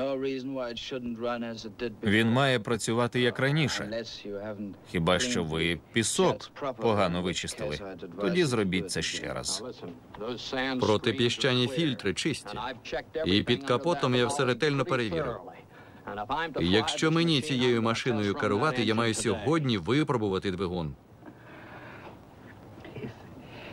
Якщо ми зараз заведемо двигун, вібрація може призвести до деформації всієї структури. Крім того, в стартері Кофмана тільки 7 картриджів запуску. Щоб завести двигун, може знадобитися 4 чи 5, тоді на політ нам залишиться 2-3. Думаю, навіть ви розумієте, що без картриджів ми двигун ніяк не запустимо. Саме зараз ми маємо з'ясувати, чи запуститься двигун.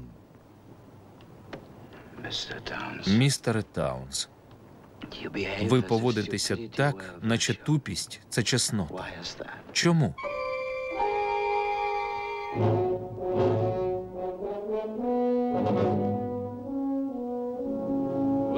Лю, я хочу випробувати двигун. Нехай хлопці покрутять пропелер. Це наказ.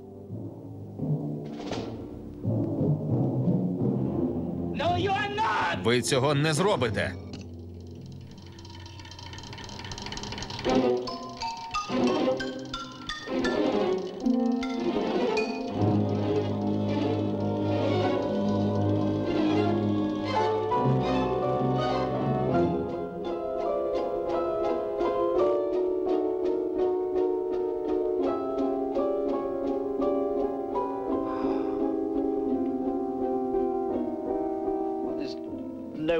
Нема сенсу ще раз це обговорювати.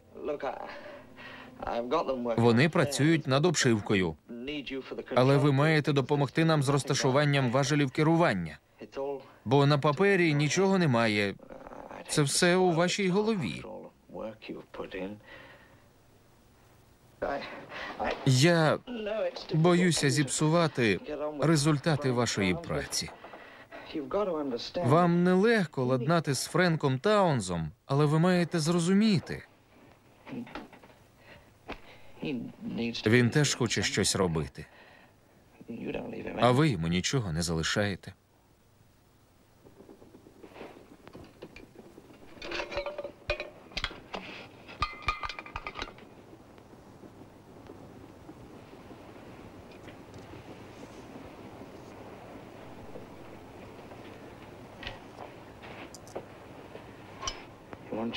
Води хочеш?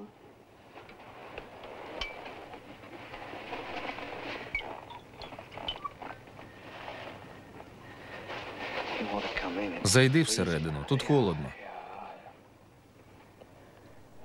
Я все зіпсував. З Дорфманом. Так. Я оце думаю. Колишній Френк Таунз не потерпів би, якби йому вказували, що робити. Ось у чому річ. Дивно. Але він і щодо двигуна був правий. Я просто хотів, щоб було по-моєму. Мене в ньому бісить те,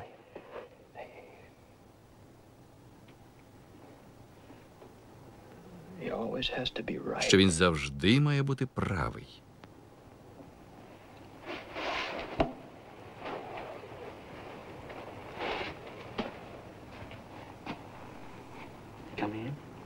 Ти зайдеш? За кілька хвилин.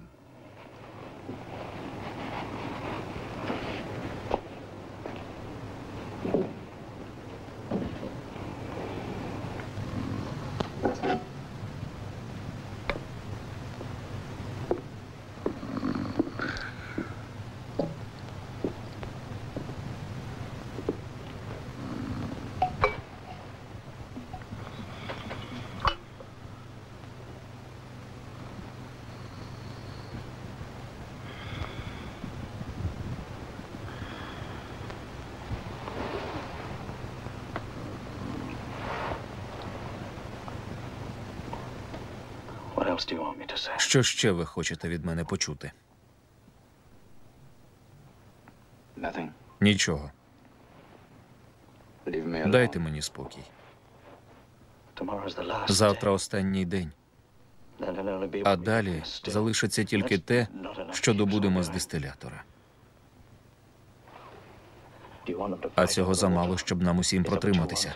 Ви хочете, щоб люди билися за воду? Ви цього хочете? Якщо ми не повернемося до роботи, то всі помремо. Так, на Бога, ви ж не дитина. Ідіть геть. Ви закинули Таунзу, що він хизується своєю тупістю. А під власну тупість наукову базу підвели.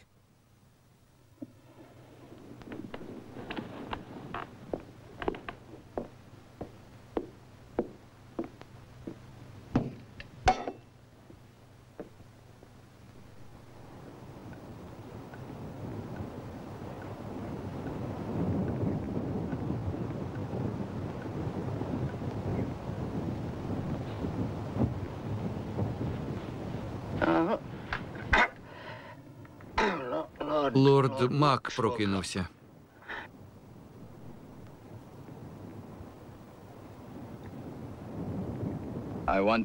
Я хочу з вами поговорити. Я хочу поговорити з вами всіма.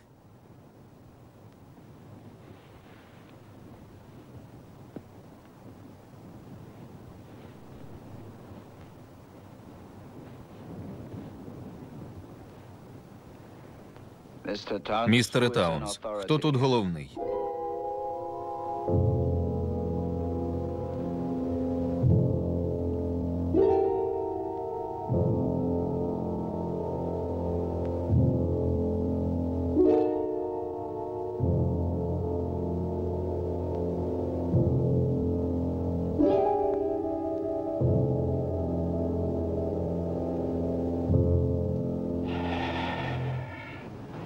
Ви.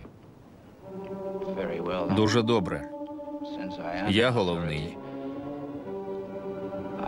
Тому вирішив закінчити будівництво літака, щоб він полетів.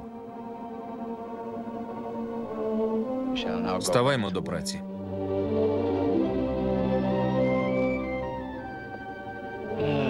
Алілуя.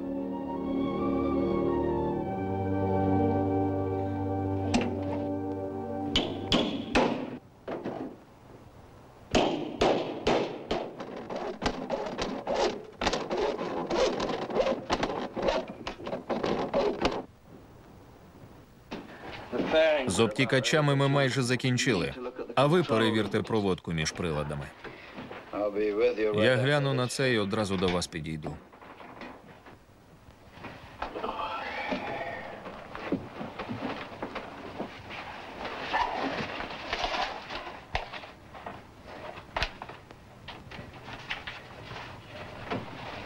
Ви на цій фірмі працюєте? Так, Бекер Флюкце. Здається, я про неї чув. Там виготовляють різні моделі. А чи роблять авіамоделі? Найкраще. Я не знав, що вони будують великі літаки. Найбільший наш літак – Адлер. Він десь на 23-й сторінці. Розмах крил Адлера – 2 метри. Але це не мій проект, бо це планер, а я конструюю тільки електричні моделі.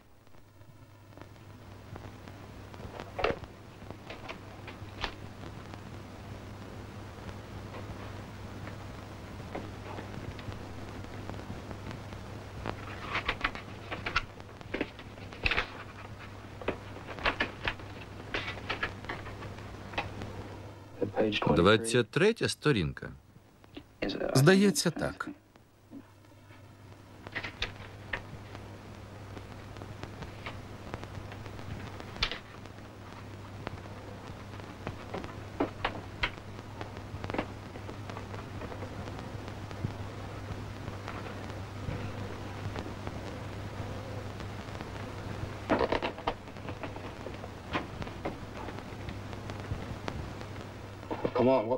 Великі літаки – це ж інша єпархія, чи що?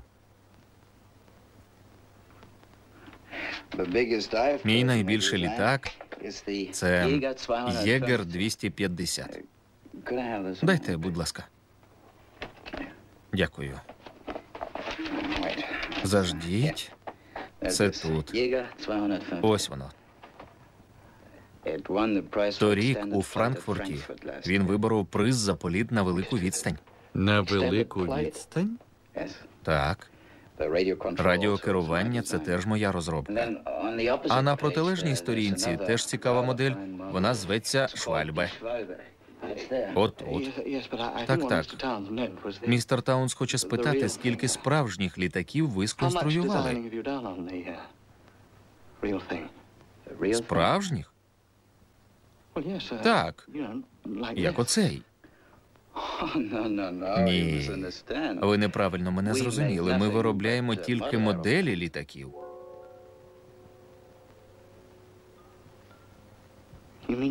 Тобто, ви ніколи не конструювали літака в натуральну величину? У натуральну величину – ні. Але принципи такі самі. Мають бути. Проблеми можуть виникнути різні, але принципи однакові. Піду проводку перевірю.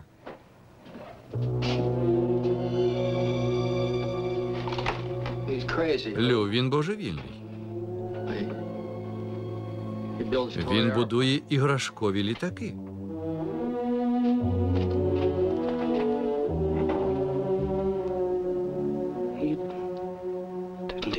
Він нічого від нас не приховував. Він не бачить ніякої різниці. Що ми скажемо хлопцям? Вони... Лю, що ми їм скажемо? Нічого.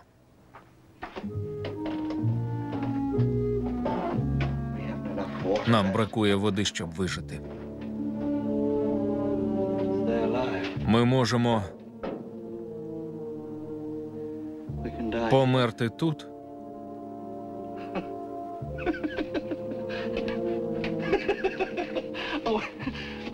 або у тому літаку. Що таке? Де поділася твоя цікавість? Невже ти не хочеш спробувати політати на іграшковому аероплані?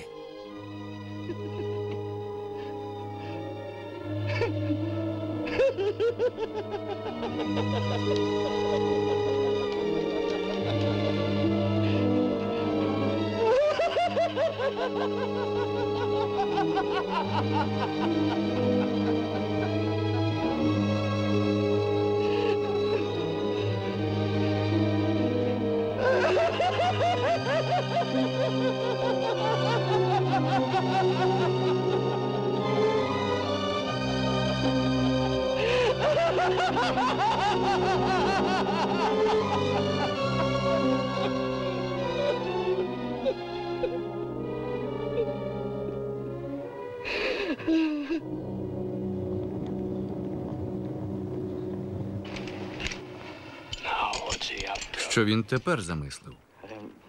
Не знаю. Може, ми з ним поговоримо, перш ніж хлопцям щось сказати? Не розумію, чому ти йому потураєш? Якщо ця штука не полетить, а вона не полетить, то це кінець. Чогось бракує? Та наче ні.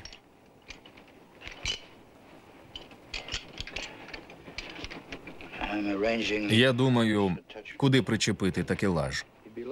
Хлопці завтра ледве ноги волочитимуть, а це і поготів не потягнуть. Хай там як, це треба зробити. Пропелер сам по собі забезпечить поштовх до руху, а люди мають його спрямувати. Чому не зараз? У темряві це дуже небезпечно. Може, і правда. Це ризиковано.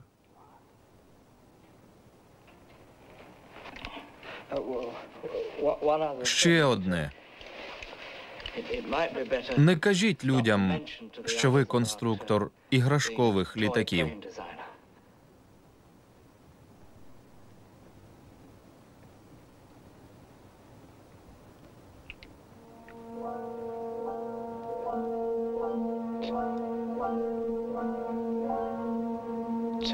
Конструктор іграшкових літаків? Ми з Лю думаємо, що це їх засмутить. Містере Таунс. Містере Таунс. На іграшковому літаку ви накручуєте пружину, і він їздить по підлозі. Авіамодель – це геть інше. Вони успішно літали за 50 років до того, як брати Райт знялися у повітря. Це не іграшкові літаки. Ясно. Я цього не знав, а ти, Френк? Знали ви чи ні, це факт. Містере Таунс, ви маєте пам'ятати ще одне. Авіамодель повинна летіти без пілота.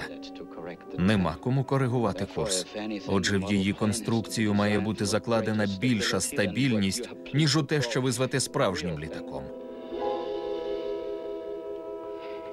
У 1851-му Генсон і Стрінгфеллоу збудували гумово-моторну модель, яка пролетіла 600 метрів, поки не зіткнулася з перешкодою. Це поклало початок аеродинамічним поверхням, коефіцієнтам підйомної сили й опору, рівнянням тяги, ваги, всій системі сучасної авіації.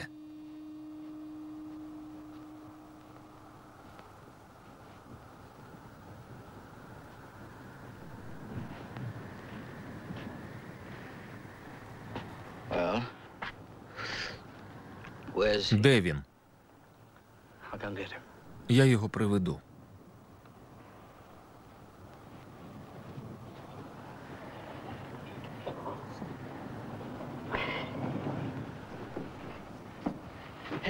Ось він.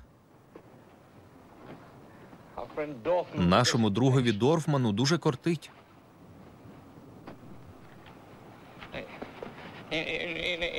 У 1851 році Генсон і Стрінгфеллоу збудували модель літака, яка пролетіла 600 метрів до зіткнення з перешкодою. Ви знали про це, містере Таунс?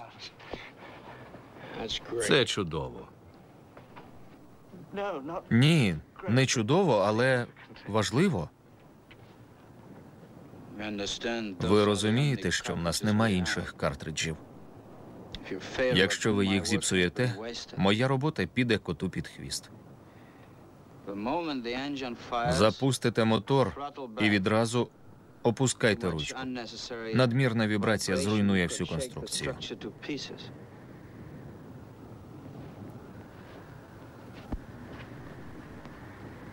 Вібрація має бути мінімальною.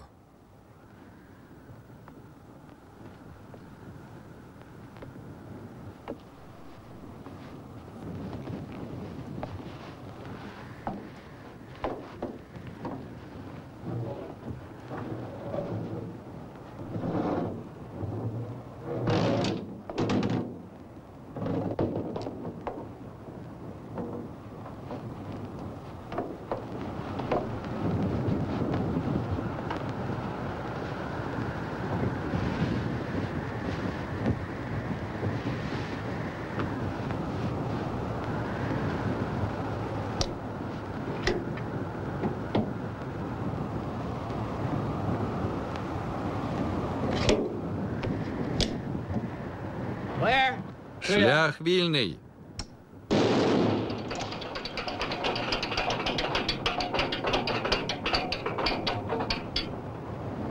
That's number one. Це перший.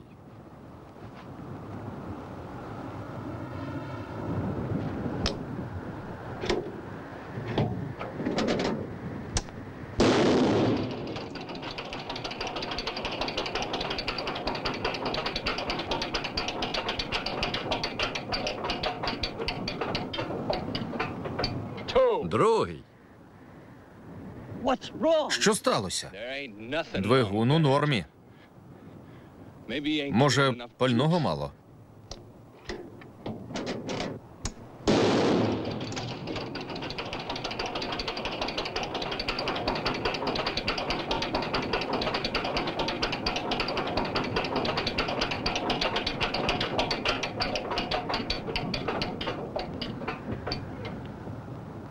Three. Третій. Але ж він має знати. He does Він know. знає. Wait. Чекайте, Wait. чекайте.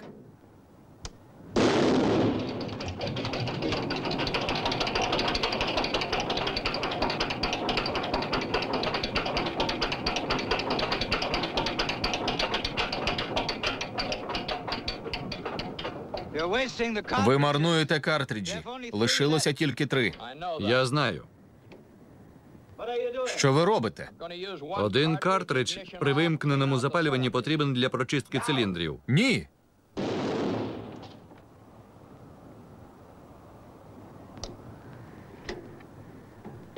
What are you doing? Що ви робите?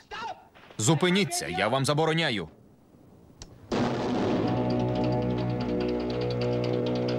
I forbid you. Ви мене чуєте? Я забороняю. Forbid you.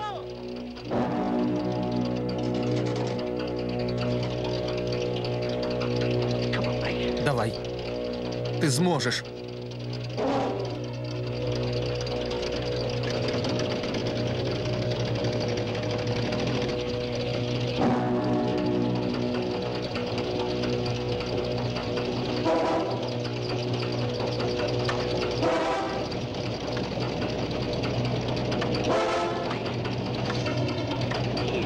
Обережно.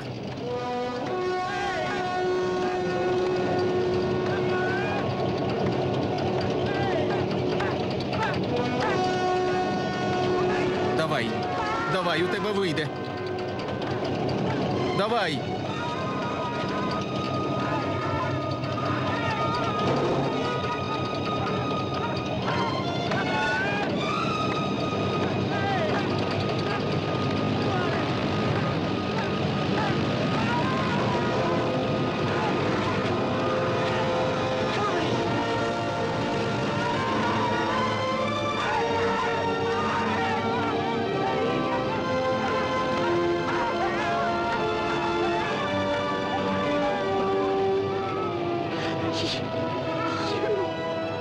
Френк, ти гадюка. Паразит.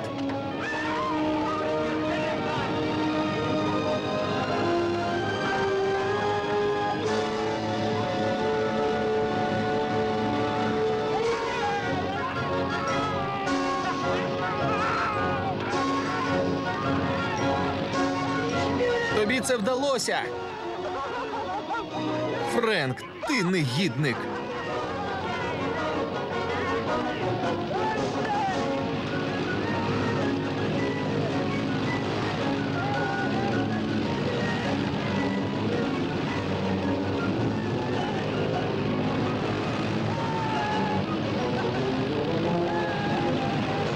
Стійте! Зупиніться! Стійте! Ручку опустіть! Я вам казав, стійте! Містере Дорфман, починайте тягти.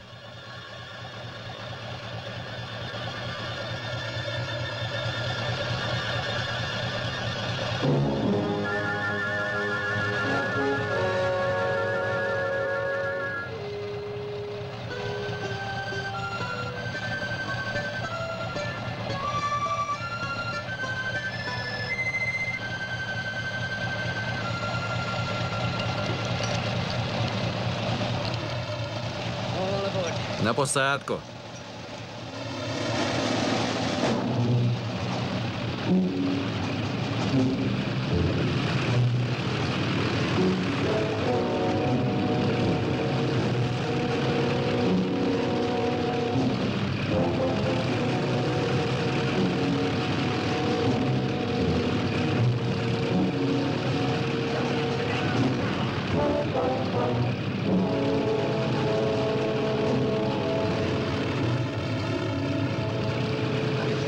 Піднімай! Давай!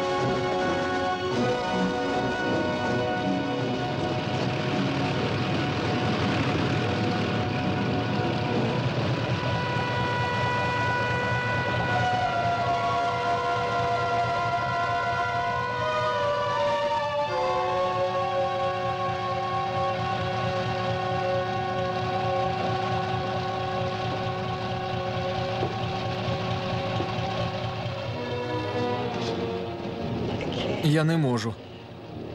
Не можу.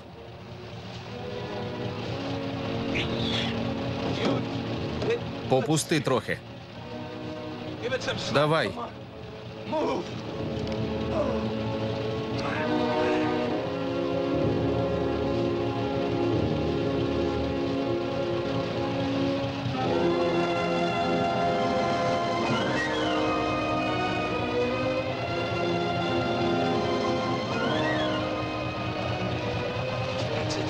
Отак.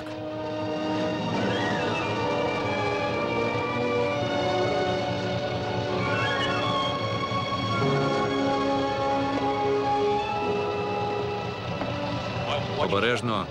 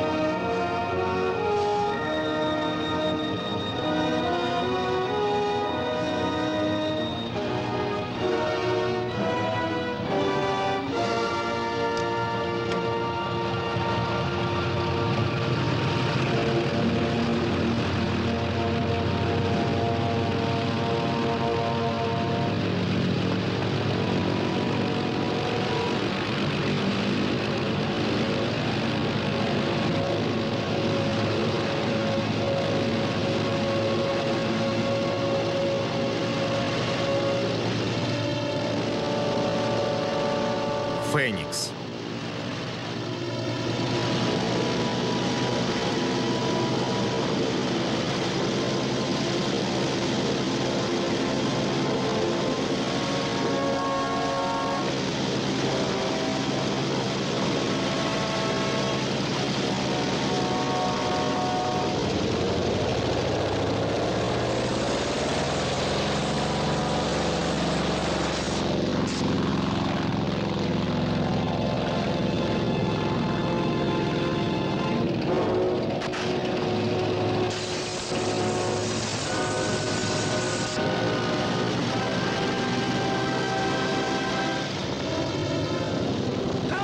Давай.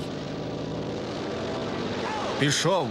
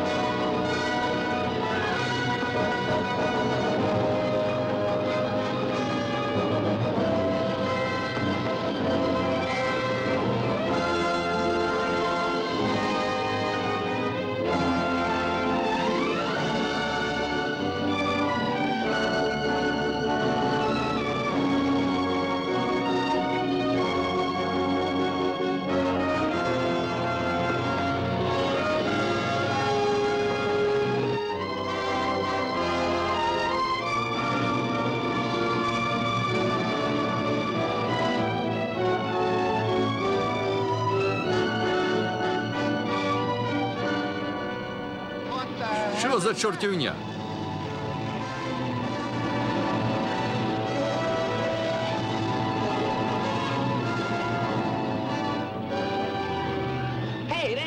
Вони збираються приземлитися? Схоже на те. Так, мабуть, приземляються.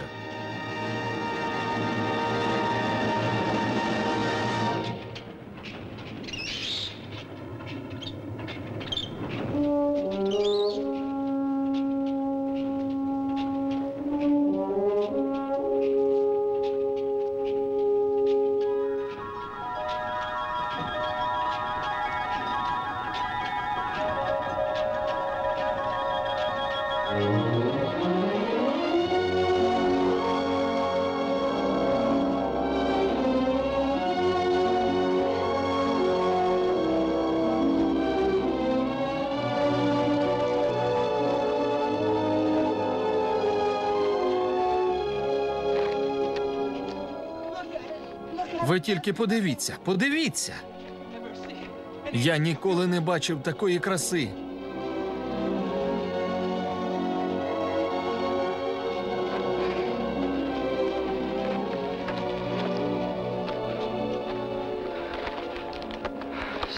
«17 днів без випивки.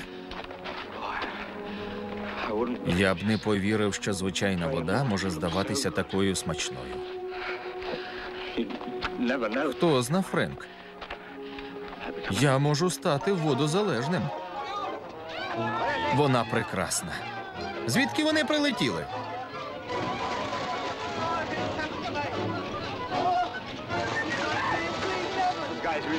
Ці хлопці або п'яні, або божевільні. Містере Дорфман, скільки метрів пролетіла гумово-моторна модель Генсона і Стрінгфеллоу? 600 метрів, містере Таунс. Метрів чи ярдів? Метрів, містере Таунс. Метрів.